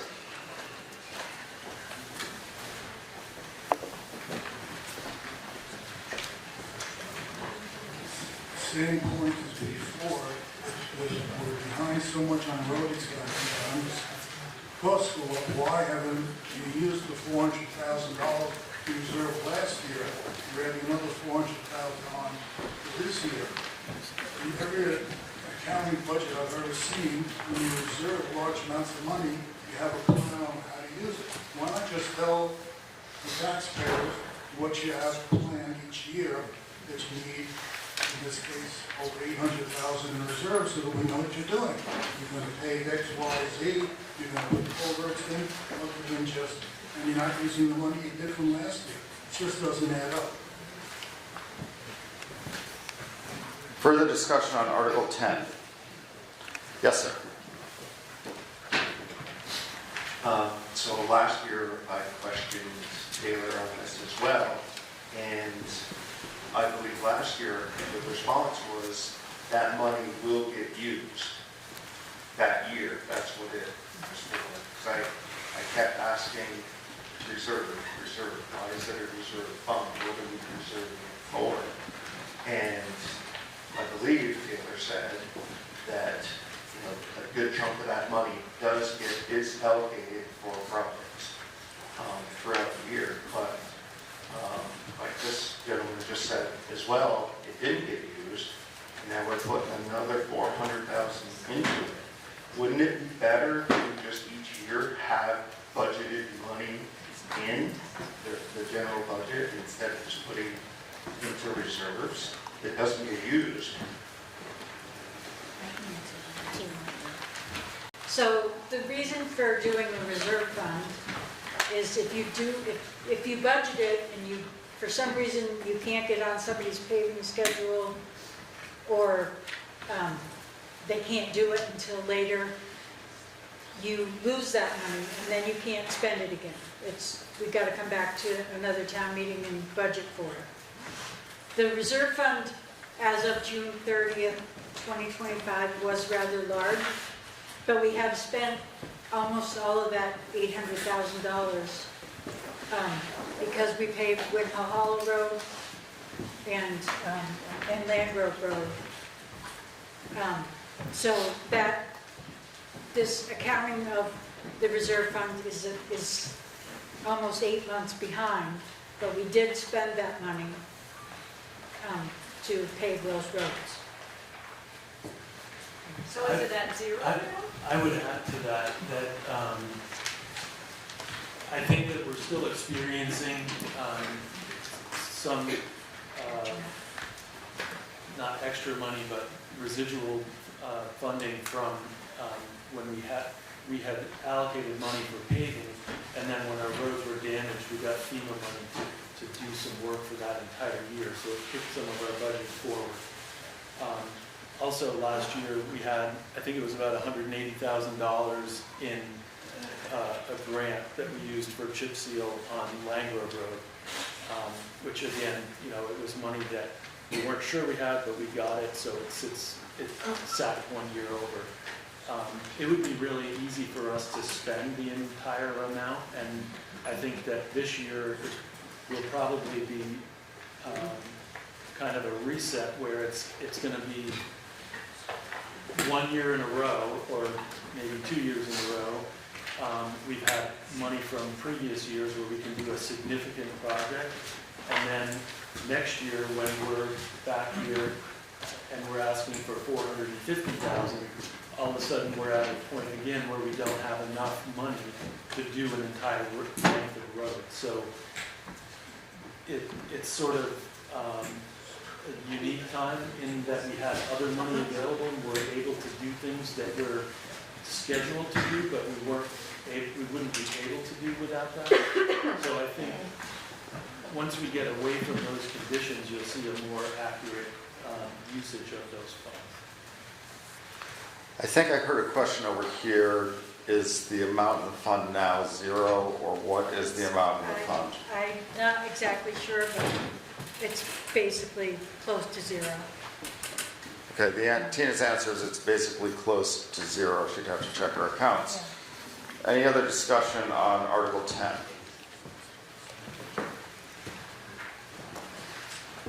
Hearing no further discussion on Article 10, we'll vote. Shall the town vote to raise and appropriate the sum of $410,000 to be deposited into the Highway Improvement Reserve Fund? All those in favor signify by saying aye. Aye. All those opposed say nay. The ayes appear to have it. The ayes do have it. Article 10 passes. Article 11, shall the town vote to raise and appropriate the sum of $20,000 to be deposited into the Pingree Park Reserve Fund? Will somebody please move and second Article 11? So moved. Second. Article 11 has been moved and seconded. So shall the town vote to raise and appropriate the sum of $20,000 to be deposited into the Pingree Park Reserve Fund? Article 11 is now on the floor for discussion. Discussion.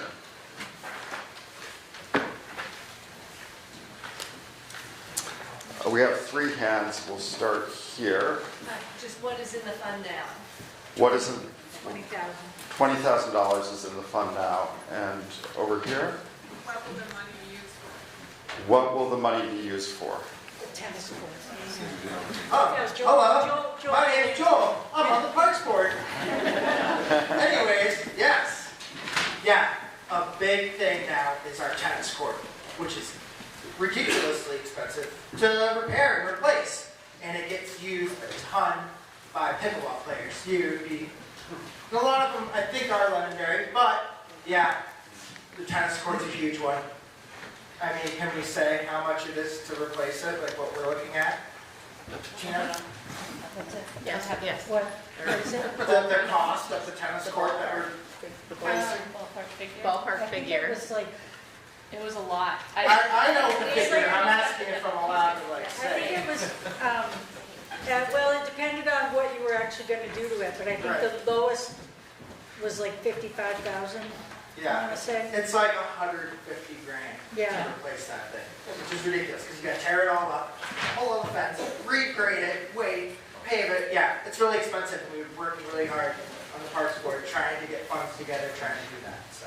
Yeah, it's really bad, it has a bunch of dead spots in it, and it's eroding from the bottom, so, yeah.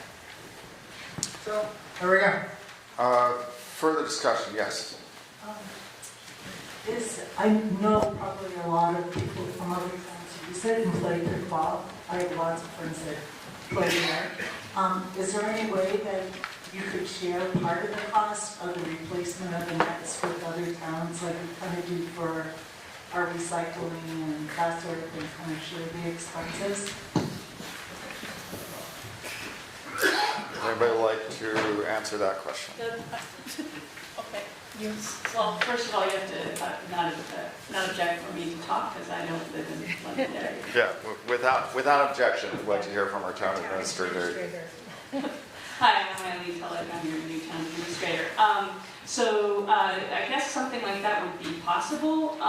We would have to probably approach the other select boards of those towns to come up with some kind of comparable agreement similar to the wastewater, waste management agreement. It's not in place right now, but we can certainly look into it.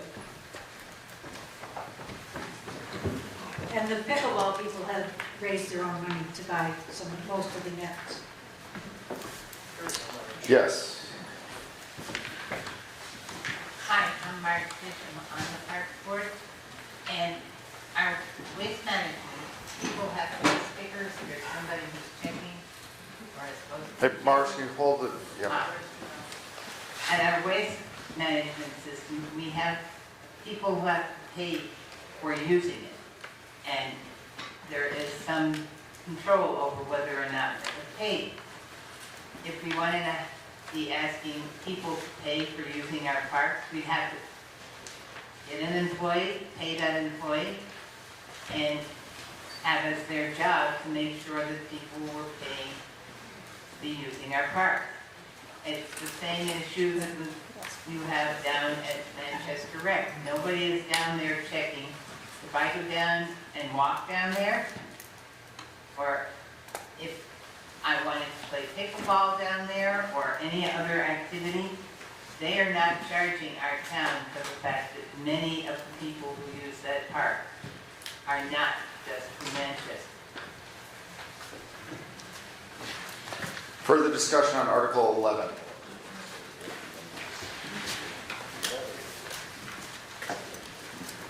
Any further discussion on Article 11? Hearing none, we'll vote on Article 11. Shall the town vote to raise and appropriate the sum of $20,000 to be deposited into the Pingree Park Reserve Fund. All in favor signify by saying aye. Aye. All those opposed say nay. Article 11 passes. Article 12, shall the town vote to raise and appropriate the sum of $25,000 to be deposited into the Community Economic Improvement Reserve Fund. Would somebody please move and second Article 12? So Article 12 has been moved and seconded. Shall the town vote to raise and appropriate the sum of $25,000 to be deposited into the Community Economic Improvement Reserve Fund? Article 12 is now on the floor for discussion.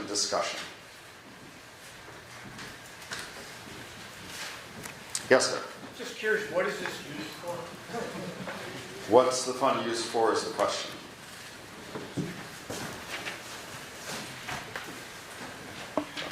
So far, we haven't used the reserve fund for that much. We did use about $4,000 this year to do a scoping study on floodproofing the buildings in the North Village.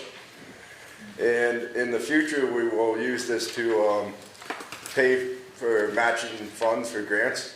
So, I mean, there could be, we get a grant for $500,000, you're going to have to put up usually 20%.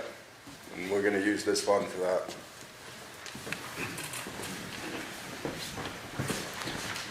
Further, yes, sir. On page 13, last year we voted $25,000 for reserve fund, but it looked like we only put $5,000 in. No, so you're looking at June 30th, 2025 numbers, so there is an additional 25 in there, so it's up to 40 right now. Because we're on a fiscal year, we're a year and a half behind. Technically. Further discussion on Article 12.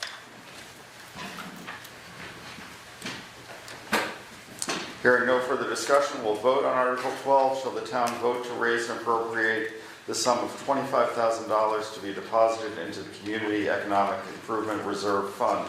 All those in favor signify by saying aye. Aye. All those opposed say nay. The ayes have it. Article 12 passes. Article 13, shall the town raise and appropriate a sum not to exceed $81,000 for the purpose of funding, in part, the salary and benefits of the general office manager, a portion of which salary and benefits will be shared by all departments within the town? Will somebody please move and second Article 13?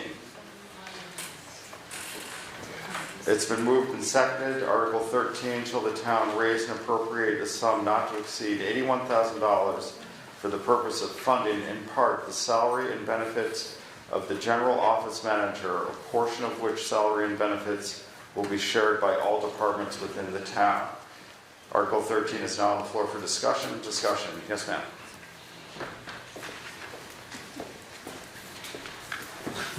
Hi, Pamela Spalding. I'd like to know what percentage from the departments will be used to fund this position? Or haven't you determined that? I haven't really determined that. A major chunk of that will be the assistant clerk, which already exists in the budget. We haven't come up with an exact formula of how it will be used, but yeah. What's that? So we're going to arm wrestle for it. Yes. I wonder, is the assistant clerk position going away, and why is there a need for, will this position, I guess I have several questions. Will this position be Full-time, and how is it that the town treasurer, town administrator, and town clerk now find themselves in the need of an additional full-time office person? The assistant clerk will not go away, will be part of this, which is okay. So there's three currently full-time treasurer, the town administrator, town clerk, and a part-time town clerk. Yes. And now we'd be adding an additional full-time office manager. Is that correct? not, well, so 24 hours of it is already in the budget. for the assistant town clerk. So it's an additional 16 hours a week. So it's part-time. No, it will make the assistant clerk a full-time position. Oh, I see It that. already exists at 24 hours. So the assistant clerk position would go away because it would be absorbed into the general office manager position. Well, we'll portion it out. Yeah, I guess I'm not really sure what you mean. So I'm just trying to get my mind around. The assistant clerk position is not going away. The bulk of the job will be still as the assistant clerk. Okay. I guess my question, I'm just trying to get a sense of, A, the need. It strikes me as a huge jump to go from nothing to a full-time position. Also, in the spirit of full disclosure, I'm the secretary for the Londonderry Cemetery Commission. And yesterday received an email indicating that now the secretaries for all the boards and commissions will need to post, in addition to going to the post offices, which we've had to do with our minutes, with our agendas, will now need to come to the town office. So if we're adding a full-time position, or a position, I'm not exactly clear how that relates to the assistant clerk. I don't understand how the town, if we're paying someone to be a general office manager, how they couldn't continue on the way that agendas and minutes have been posted. It seems like a big burden on volunteers if we're paying someone to be a general office manager. That's a lot of questions. Yeah. Yeah, so let me see if I can answer the whole thing. So first of all, the assistant clerk will not, so it's a part-time position right now. Doesn't receive benefits. So in order to move it up to a full-time position, that's where the 81,000 comes from, because we have to add benefits into it. But the assistant clerk will still be a 24-hour position, and then an additional 16 hours apportioned to the various offices. The way that we envision some of these tasks, I need glasses. Okay, so we imagined that one of the things that they would do is digitize the land records, which they do now, I think, but it's it's a it's a very slow process, so we'd like to move faster on that. Digitizing zoning and files and lister assessor files, also something that we would like to be able to do, but just don't have the capacity. Maintaining office supplies and any other building supplies, which right now is sort of a catch-all between the three of us if we notice things are missing. Assisting all other departments, zoning, parks and recs, assessor's office, town administrator, treasurer and delinquent tax collector, highway foreman, short-term rental coordinator, and solid waste manager, with general office duties including but not limited to filing and digitizing, mailing, and billing. And if anybody's seen my desk, you understand why that might be necessary. Assist the treasurer with newly formed wastewater department and billing and collections. That's something that we haven't really formulated yet, but it will be coming down in the near future. And then assist boards and committees with posting agendas and minutes on website and in physical locations. I think the back corner, did you have a question? Hi, maybe it's not really a question, but you answered some of it. I think I'm curious about how this position will spill over to help the boards posting, like you said, make sure operations are in compliance. That's, I think, just committing to that would make me feel good before I vote. Yeah, so one of the major issues that we've had is that not so much that it's an extra burden on us, but that we get a lot of requests after hours and at the last minute. So that's something that we're just going to have to work with the boards with, and that's not something that will be solved by adding an additional person, but adding an additional person will free up that person to be able to do that task for committees and commissions. That one, and also printing out select board packets, which is something that takes me quite a bit of time on Monday mornings on select board days. Printing out agendas and minutes for the vault, which is something that doesn't get done on a regular basis, but really should be happening. And so those tasks that we've asked committees to take over right now, those would potentially be brought back into the office if this position was approved. Yes, over here. Just clarification, so it's the same person that's already in the system, they're just going to be gaining 16 more hours of work and benefits, correct? Correct. But, yeah. All right, so wait, hang on. Let's make sure everybody has a chance to speak once, and then we'll go around for round two. So I think we had a new person over here that hasn't spoken yet.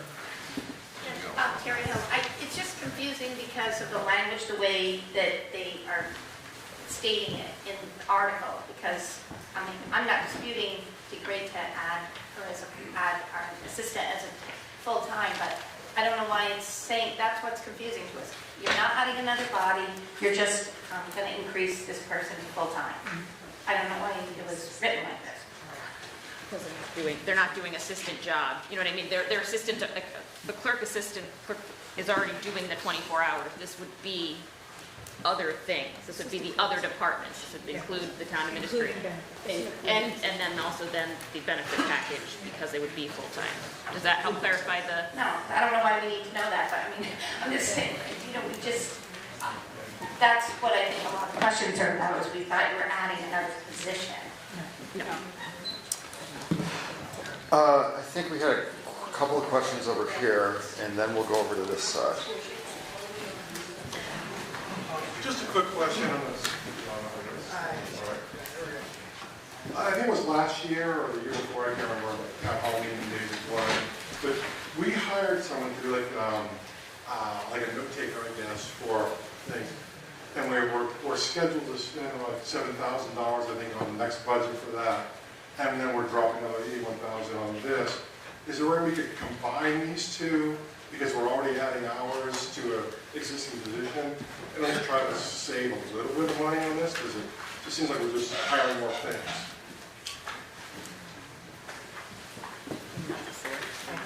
I think that's a reasonable question, if you guys want to. There's not any reason why we couldn't. But would you?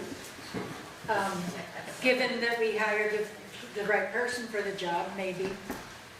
That does require some night work, that we were envisioning this being a 40-hour-a-week job in the office, not at meetings. Yeah, and it'll be an hourly position, so. Yeah. All right. So I kind of have a question. I'm a little confused on the answer. So there was a note taker or minutes taker, I guess, that we voted on the budget for. Has that position been filled and the money is being spent for it? Okay, Correct. that was my question. And over here, we'll just make sure everybody has a chance to speak first. Yes, sir. Or yep. Either way. I don't care. So, I just want to make sure we're clear on what we're doing. There's already $25,000 in the budget for a part-time town clerk.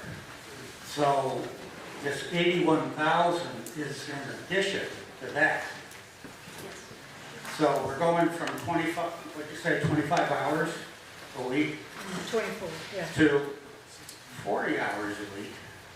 And we're adding 81,000 to make that move. I understand that some of it is benefits. It is, but and I did it at the highest benefit package. Yeah. So It doesn't necessarily. that seems like a huge, huge jump. Just, I haven't had a chance to think about this before, because I wasn't clear what that article was about. I suggest that seems pretty exorbitant.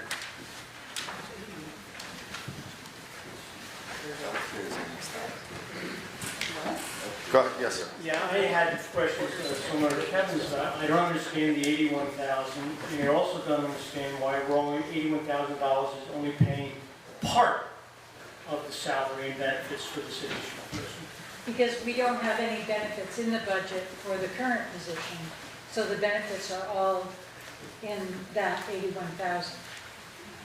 May I follow that up? Yeah.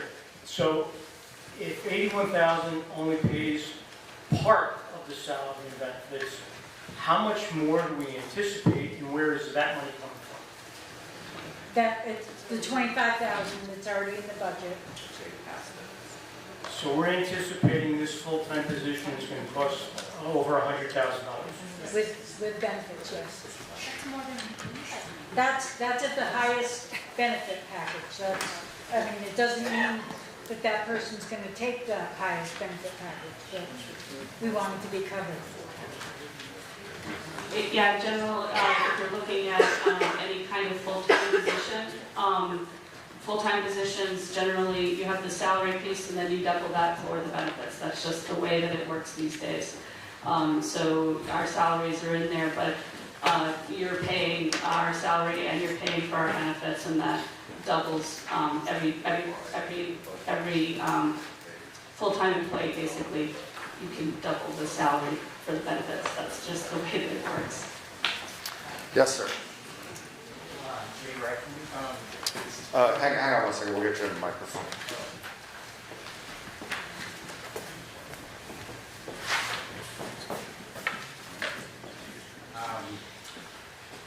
Just pure question, why is this a separate appropriation and not in the budget? Historically, anytime we put out a new position, we bring it to the voters to vote on for transparency reasons. Yes, sir.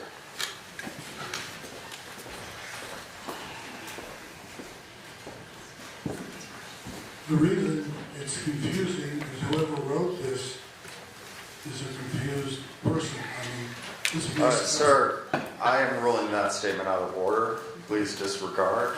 We are not here to talk about personalities or people. We're here to talk about the articles. Okay, fine. Okay.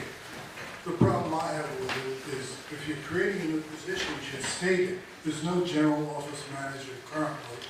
So you're suggesting a new position. It's confusing because you're going to keep the assistant, the assistant town clerk on.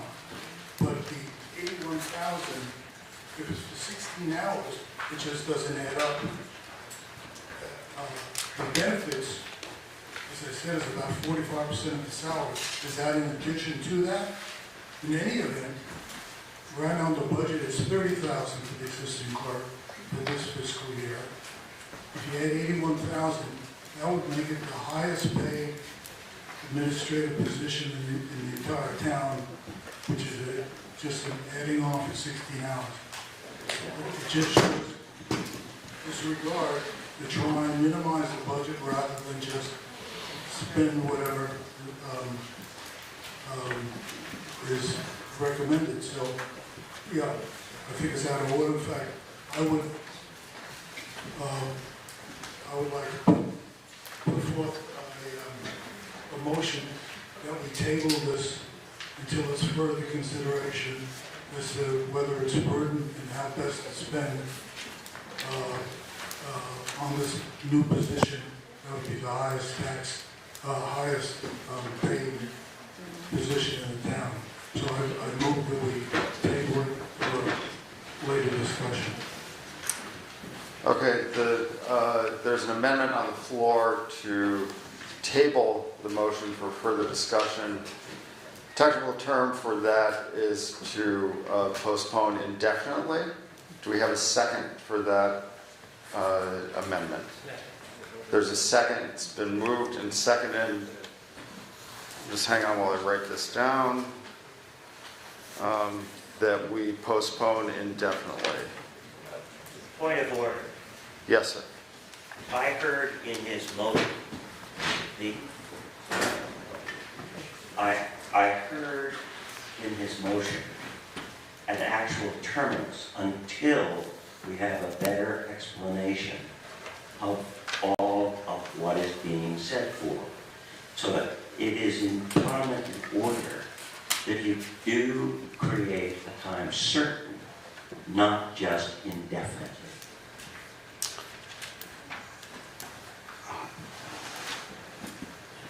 Okay, there's a couple of different ways we can deal with the amendment, and I'll offer to the amendment maker an opportunity to amend or to restate his amendment.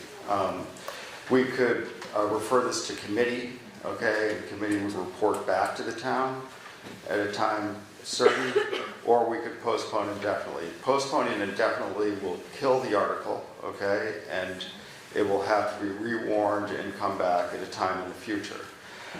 We can put it to a committee, again, that will kill the article, and it will have to be rewarned and come back to the town at a time in the future. We can also postpone to a time certain, which essentially extends town meeting to some date in the future, in which case we will come back and vote on the article. So those are the choices to deal with it. What's your preference? Postpone indefinitely. So the article stands to postpone Article 13 indefinitely, and we have a second. Further discussion. Now we're just going to talk about the amendment now. We're not talking about the article any longer. Further discussion on postponing the article indefinitely. Yes, sir. I would say if there's a need to just go ahead with this, and vote no on the amendment. Yes, ma'am. I think indefinitely is a little extreme. Clearly, what most people, I think, are looking for is more information. Did you have a question on the amendment? No, I was just agreeing with Melissa. Okay. I guess that my clarification for that would be, instead of indefinitely, can we get some assurance from the select board that they will advance or provide more information and revisit this at a reasonable time? Yes, over here. Yes, I think there's some confusion with the way that it was written, because people are thinking this is gonna be the salary, but it includes the benefits. So if we can just get a breakdown what the salary is and what the benefits will be, the maximum, so that they have options, then people will have a better understanding of how the voting. Yeah. Point of order. I thought we were just discussing and voting on the amendment. That's correct. So, well, I think the question has merit. I think it comes back to, if the article goes back on the floor, then I think we can bring it up at that time. I understand the point. What I'm saying is when we do discuss it again, if that's what we break down, then people all come to a conclusion. Okay, further discussion on the amendment to postpone indefinitely. Hearing no further discussion on the amendment to postpone indefinitely, we'll vote on the amendment to the article. Shall the town raise and appropriate a sum not to exceed $81,000 for the purpose of funding in part the salary and benefits of the general office manager, a portion of which will be shared by departments within the town, shall be postponed indefinitely. Does everybody understand that? Okay, so if we vote aye, we're going to be postponing indefinitely, the article goes away. If we vote nay, then the article still remains on the floor. Is everybody clear on what we're voting for? Okay. All those in favor of postponing indefinitely say aye. Aye. All those opposed say nay. Nay. I'll ask for a division of the House. All those who said aye, please stand.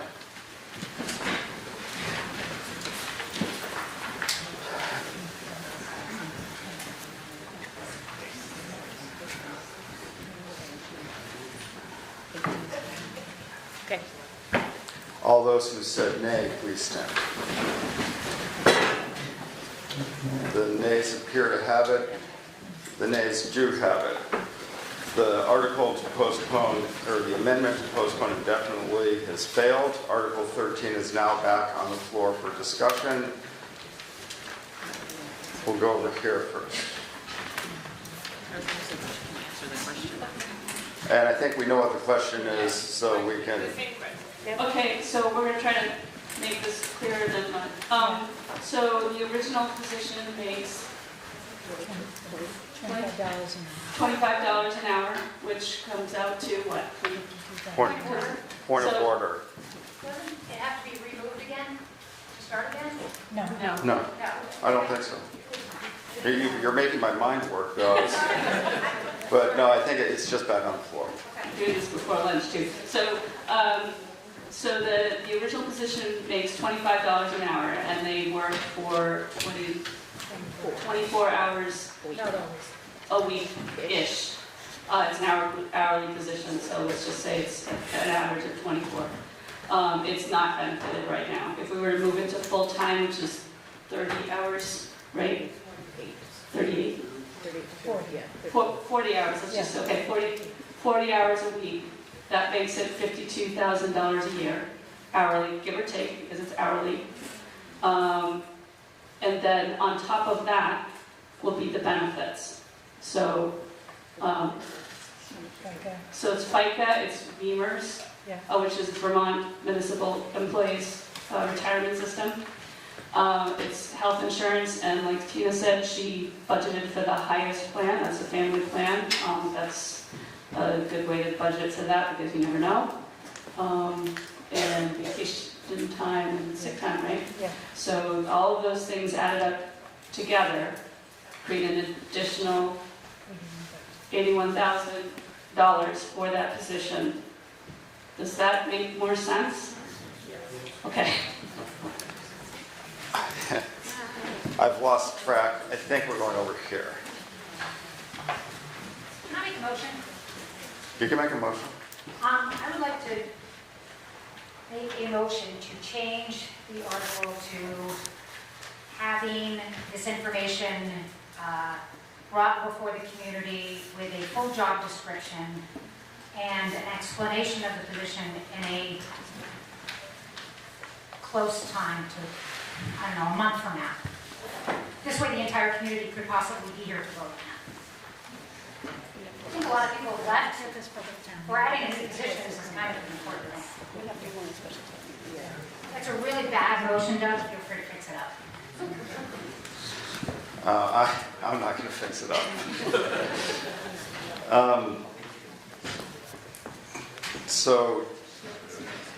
All right, so again, I kind of talked about this before.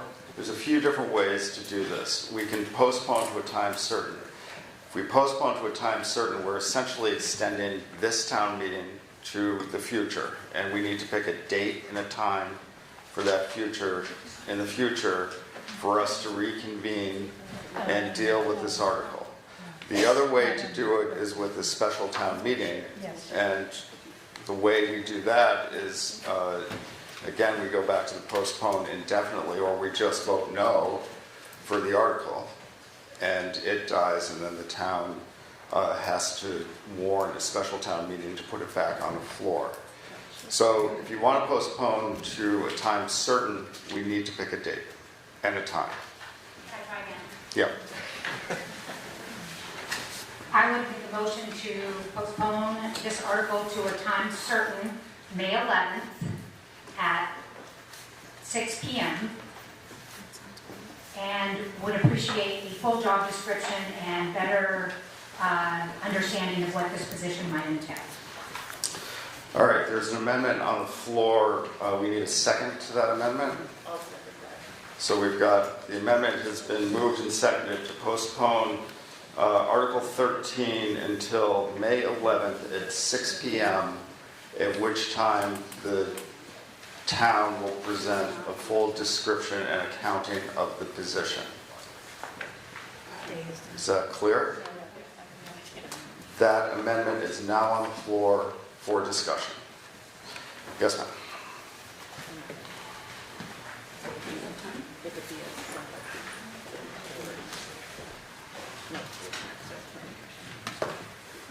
I'm suggesting that the time be changed, because if you say May 11th at 6 p.m., you're asking all of these people and as many more in the town who wish to address this particular subject to come out again and convene over this one issue. I think that's asking too much of the citizenship. So I suggest that you postpone, if you're going to postpone it, you postpone it until next year. Also, I'm hearing conflicting numbers. One gentleman has said the salary will go up to 81,000, and then the additional benefits are 45%, which he is correct. Okay, excuse me, ma'am. Let's keep our comments to the amendment. All right, then let's postpone it until next year, general meeting. Okay, so you're suggesting another amendment. We can do that. We can amend the amendment. So we need a second to postpone until town meeting next year. Is that what I'm hearing? Is that correct? Yes. Okay. Do we have a second on the amendment to the amendment? We have a second on the amendment to the amendment to postpone until town meeting 2027. Is there any discussion on the amendment to the amendment? Yes.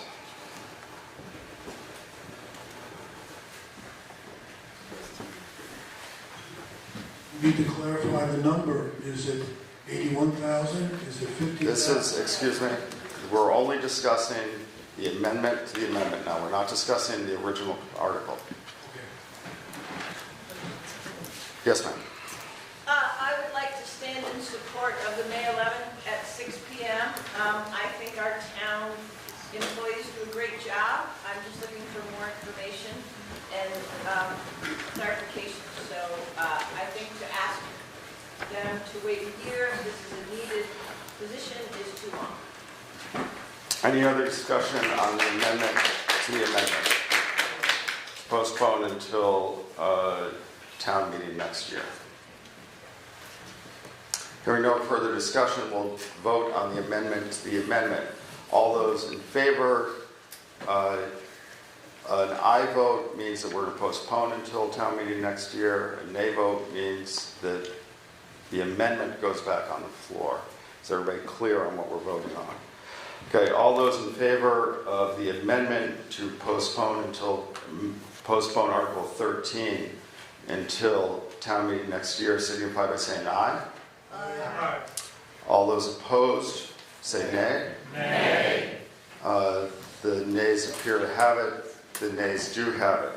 The amendment is back on the floor to postpone until May 11th at 6 p.m. Discussion on the amendment. Yes.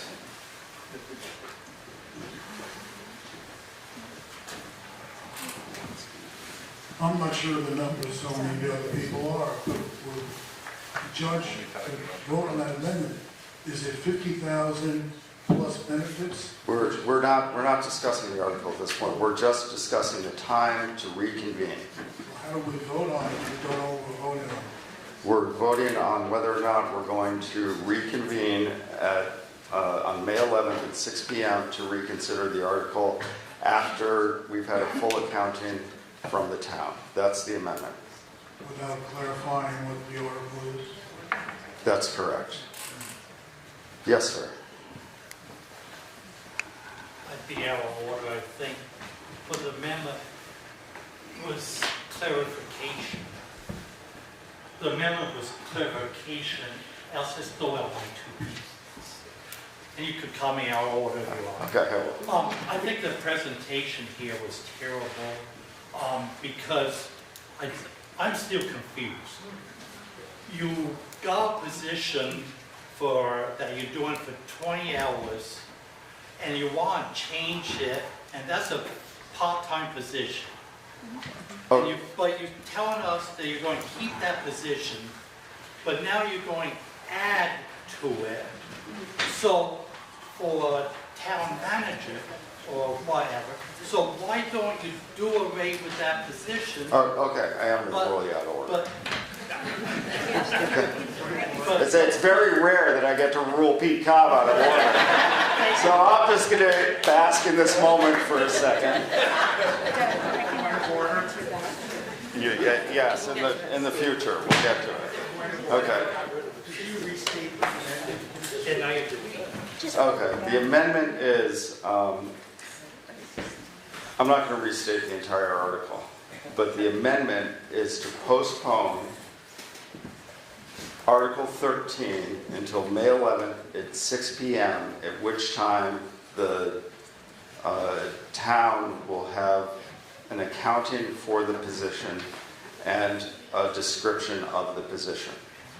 That's the amendment. Further discussion on the amendment?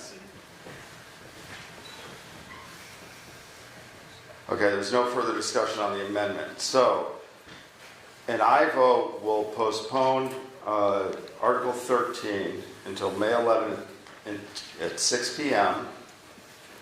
when the town will have an accounting of the position, description of the position. A nay vote will cause the amendment to fail, and Article 13 will be back on the floor for discussion. Does everybody understand what they're voting on? Yes. Okay.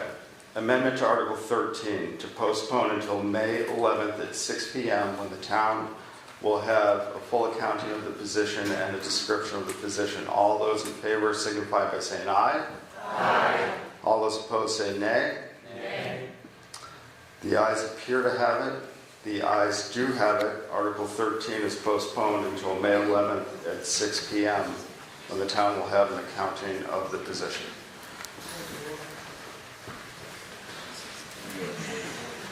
Point of order. With the article is essentially what we've done is we've extended town meeting. The article is not going to change. Okay, the article is going to be exactly the same as it is, and we are going to have an accounting and a job description presented at that time.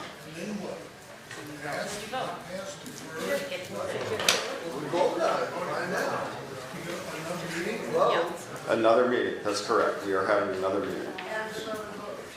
And another vote, that's correct. And another discussion. I didn't even look at my calendar, but I don't know. Hopefully I can make it May 11th. That's a reasonable question. May 11th is a Monday. I'm free. I'll be here. That's great. All right. Just bear with me for 1 second while I write all this stuff down so I make sure that we have it correctly in the notes. Yes, yeah.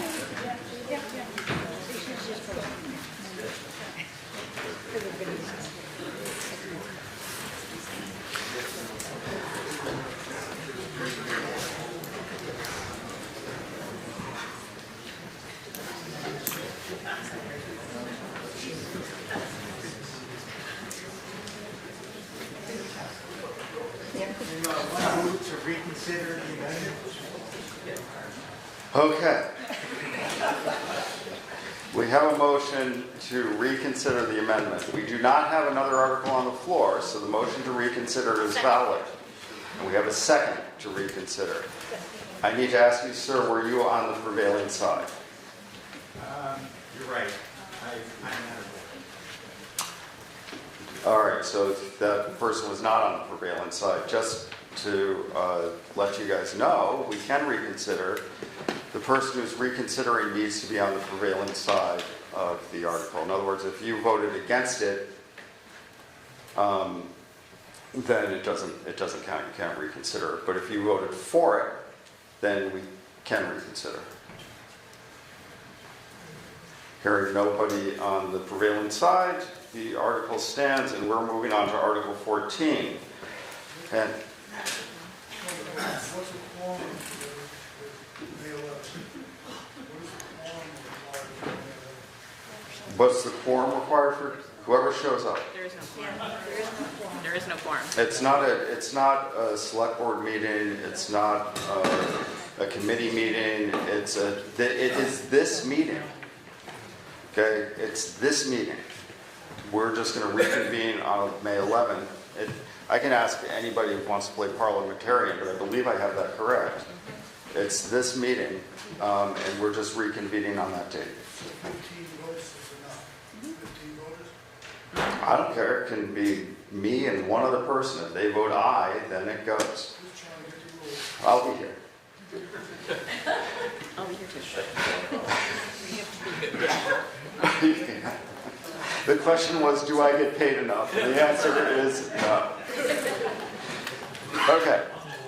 So, moving on. Article 14, shall the town of Londonderry vote to authorize the assessment of 1% local options tax on sales pursuant to 24 VSA 138, the proceeds of which shall be applied as general fund revenue to reduce the municipal property tax rate. Will somebody please move and second Article 14?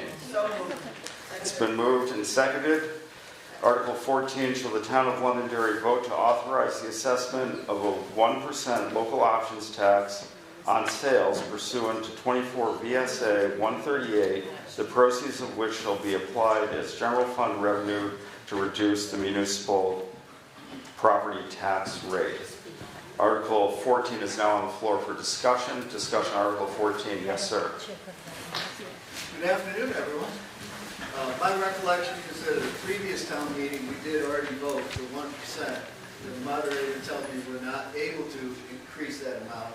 So we're actually, my understanding is what we're actually talking about right now is potentially removing the exemptions that we had in place. And I don't recall what those all were. But I believe it was to shift some of the burden away from resident taxpayers and onto others who would come into the community and pay sales tax on certain items. Could I get any clarification on what those exemptions were?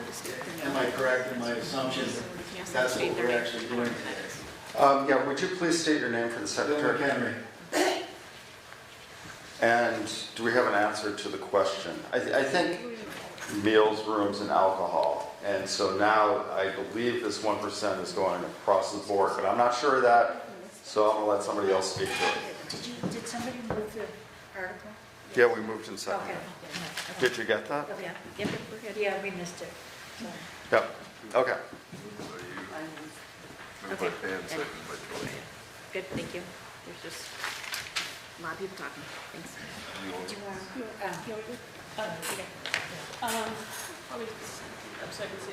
All right, so we did prepare a PowerPoint presentation for this one.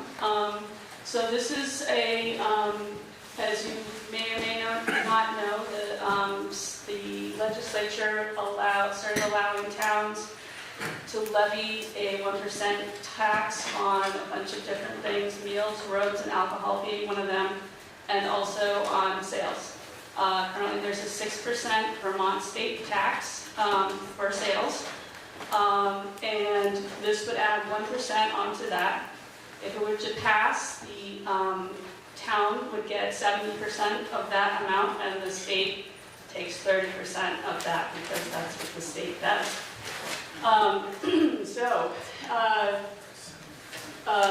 Basically, it's going to generate money on business done in the town. So at the general store, you buy something that's not exempt, and things that are exempt are generally food, clothing, essential items, or things that you might buy, say, over Amazon that you have delivered to your home that had an added 1%. Well, can't really see it. I can't really see it. Just go back. Go forward. Okay. Do a control scroll, you can make it smaller. Just control scroll. Oh, we don't have a mouse. There you go, that's working. The projector's not in the right spot. All right, well, I just covered that. So basically it says that anything that's normally subject to the 6% tax, sales tax, would then be added, 1% would be added to that, so it'd be a 7% tax. Try it. Technical difficulties. Yeah. You got something. Yeah, that's the best we can do right now. Go forward. There we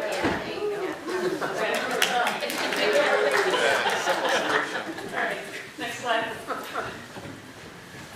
What is tax? No, next slide, yeah, next slide. So what is not taxed? Again, I said essential items, drugs, food, clothing, gasoline and diesel does have a tax, but this does not apply to that tax. Cars, again, that's a separate tax. It's, we call it a sales tax, but it's really a use tax. Separate state statute, does not apply to this tax. Residential farm utilities, electricity, oil, and gas, and sometimes I think some maple equipment is also exempt. Next slide. So yeah, so if you were to, no, actually, if this had already been passed, the town would have received a roughly $160,000. And it doesn't include, that doesn't include online sales, and it doesn't include cannabis, which would also be subject to this tax, so it's probably higher. Our municipal budget this year is $3.1 million, with 75% of that being raised by property taxes. That's a huge burden on property tax payers, which is why the legislature allowed this tax to come into effect for towns. Based on the estimated potential revenue, it shows an impact of 100, well, the next slide will show, oh, yes. This is the revenues we have with $100,000 in revenue for a sales tax and $200,000. Yeah. And if we brought approximately $200,000 in, it would bring it down to 71%. So what we have written into the article is that this will go into the general fund, and it will offset the tax. It will offset the tax rate. This will be a revenue. It will reduce the amount that we need to raise via property tax.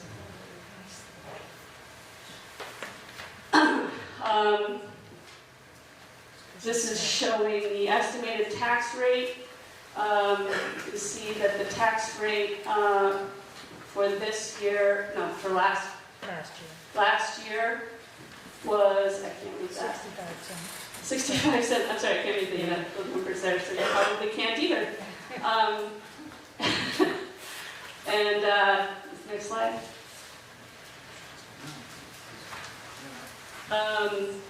So this is what it might do to your property taxes. These numbers are made up, but so if you had a $300,000 assessed value on your house, without the property tax, the municipal rate would be 65 cents. If we were to raise $100,000 to the sales tax, it would go down to about 63 cents. And if we were to raise $200,000, it would bring it down to 60 cents. So that's almost 5 cents off the tax rate.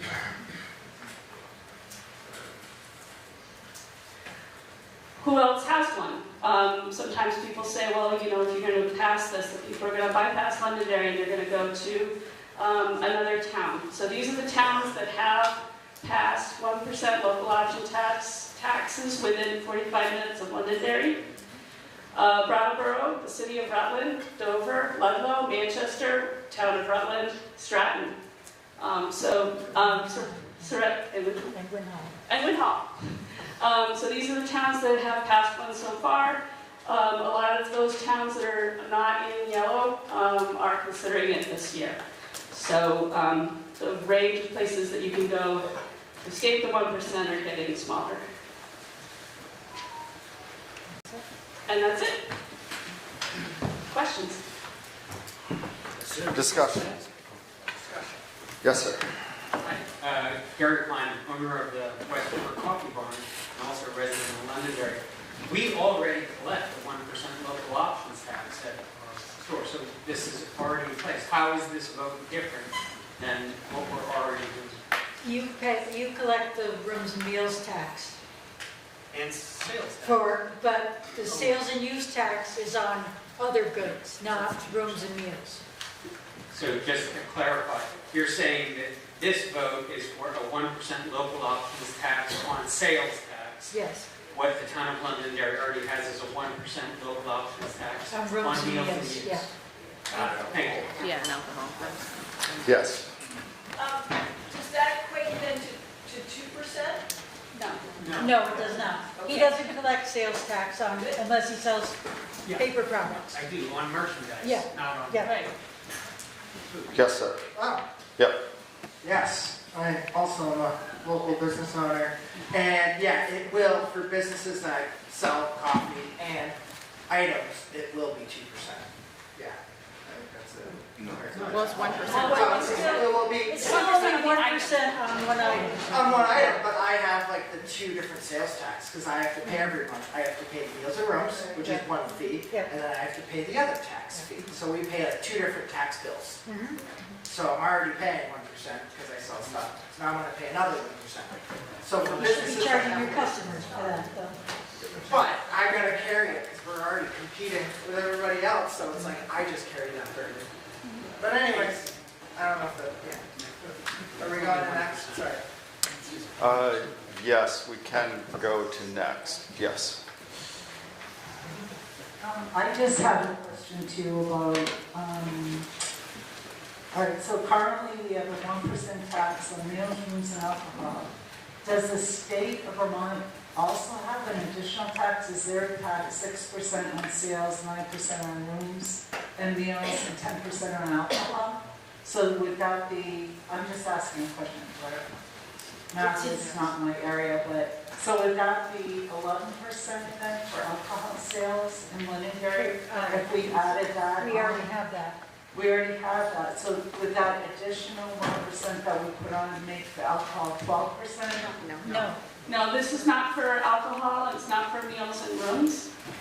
So anything that you get at the coffee farm that's like a prepared meal or coffee or something like that, or if you stay in an Airbnb or something like that, those are separate taxes and you would cap those. Or if you buy a bottle of wine at the Londonderry market, there's an additional 1% on that. If you were to buy, say, a t-shirt,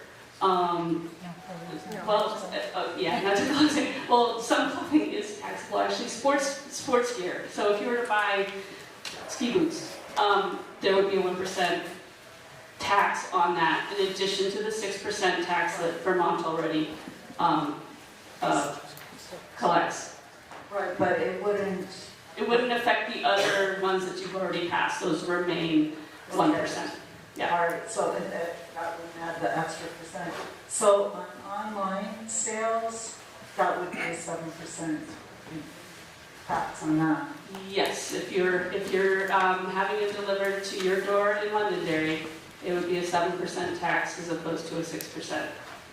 And I think that gentleman over there mentioned that the tax was basically for a lot of visitors that would be coming in to help increase the revenue.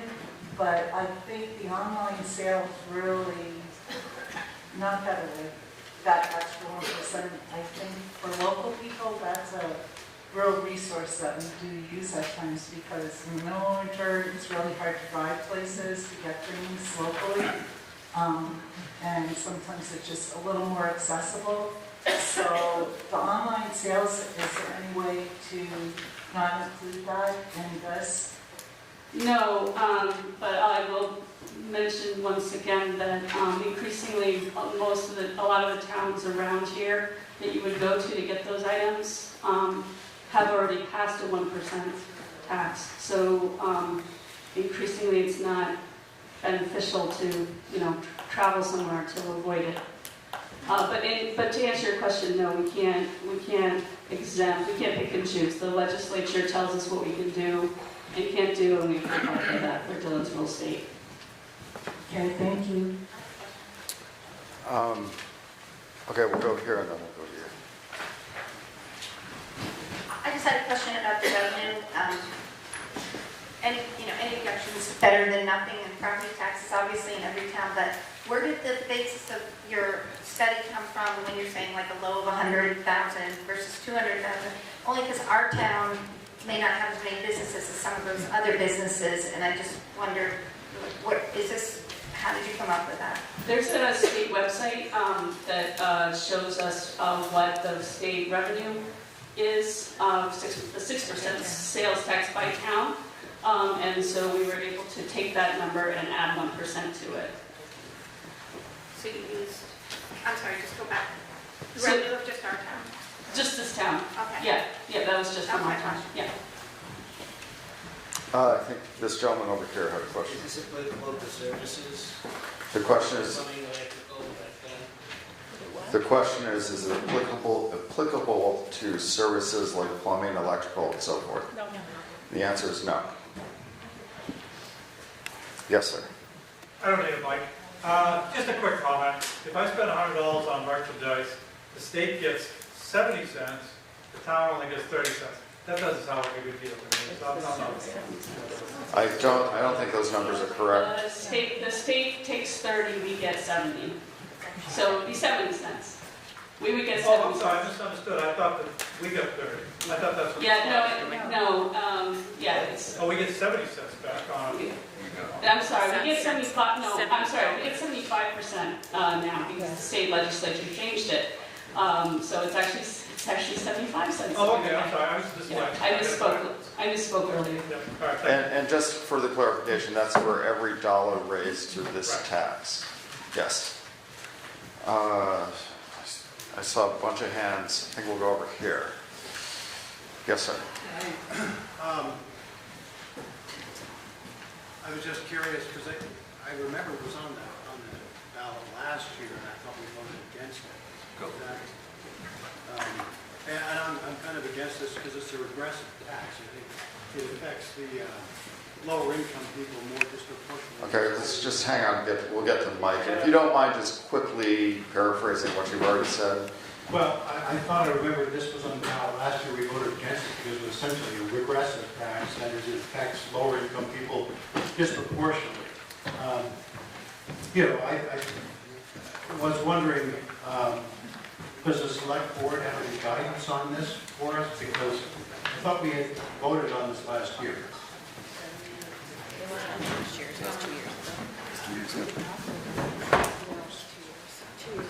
It was not last year that we voted on this, it was a couple of years back.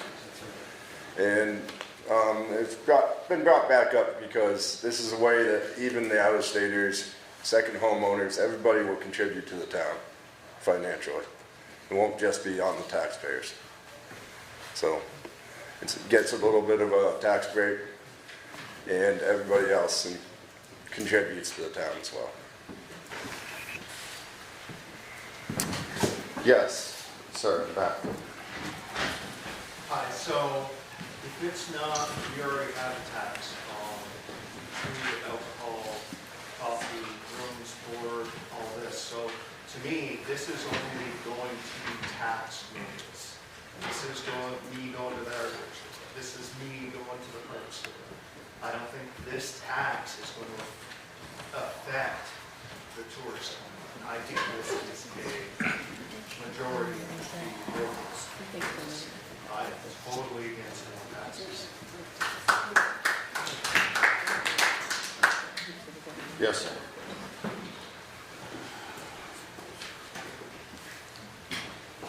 You're entirely right. Out-of-staters or visitors already get taxed on meals, alcohol, all the things they do when they're here. This is going to primarily affect locals. And the big thing that's the rest of the story that's not really being fully disclosed here is that the big impact and the big variable is going to be on online sales, not just Amazon.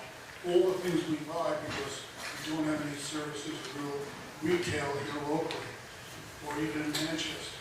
So all those things added up, you're going to pay 1% additional. And if you do any large projects here locally, home improvement, renovation, building projects, home construction, everything delivered here is going to get taxed additional 1%. So this is just another what you might say on the possible on the tax rate, on the local tax rate, you're going to spend in the 1% sales tax. So you're getting this tax and spending it, making this thing point over. Further discussion on Article 14.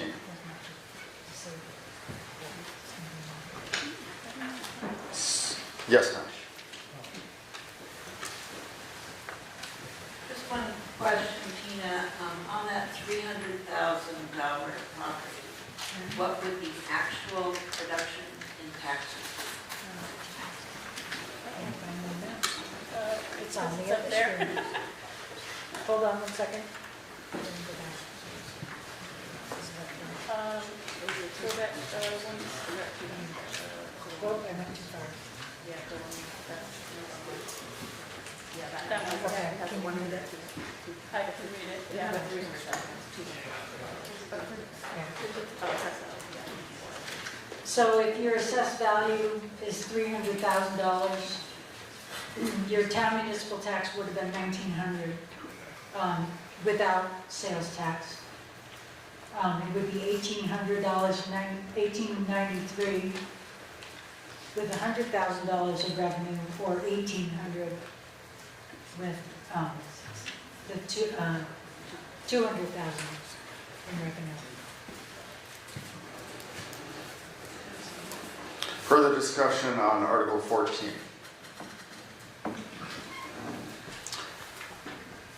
Has anybody spoken, has not spoken yet? Okay, we'll go to, yes, ma'am. I just wonder if Tina can go through that again. I'm confused. Okay.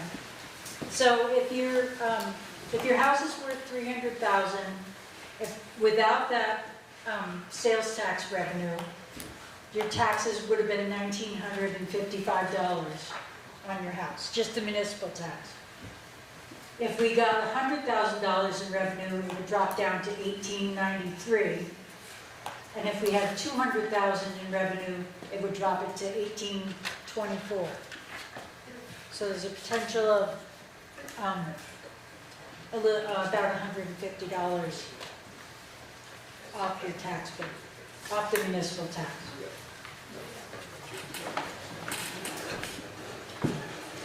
Further discussion on Article 14.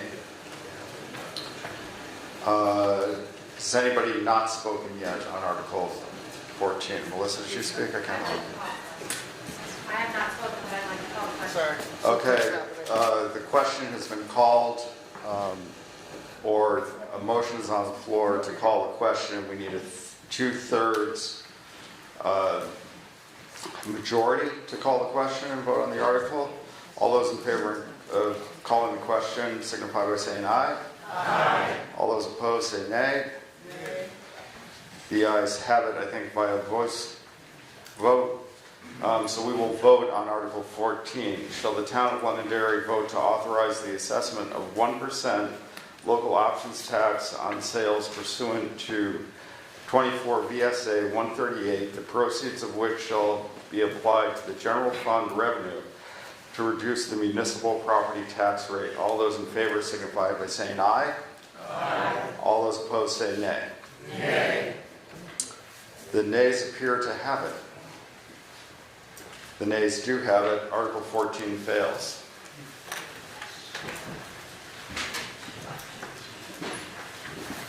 Article 15, to transact any other business that may legally come before the meeting.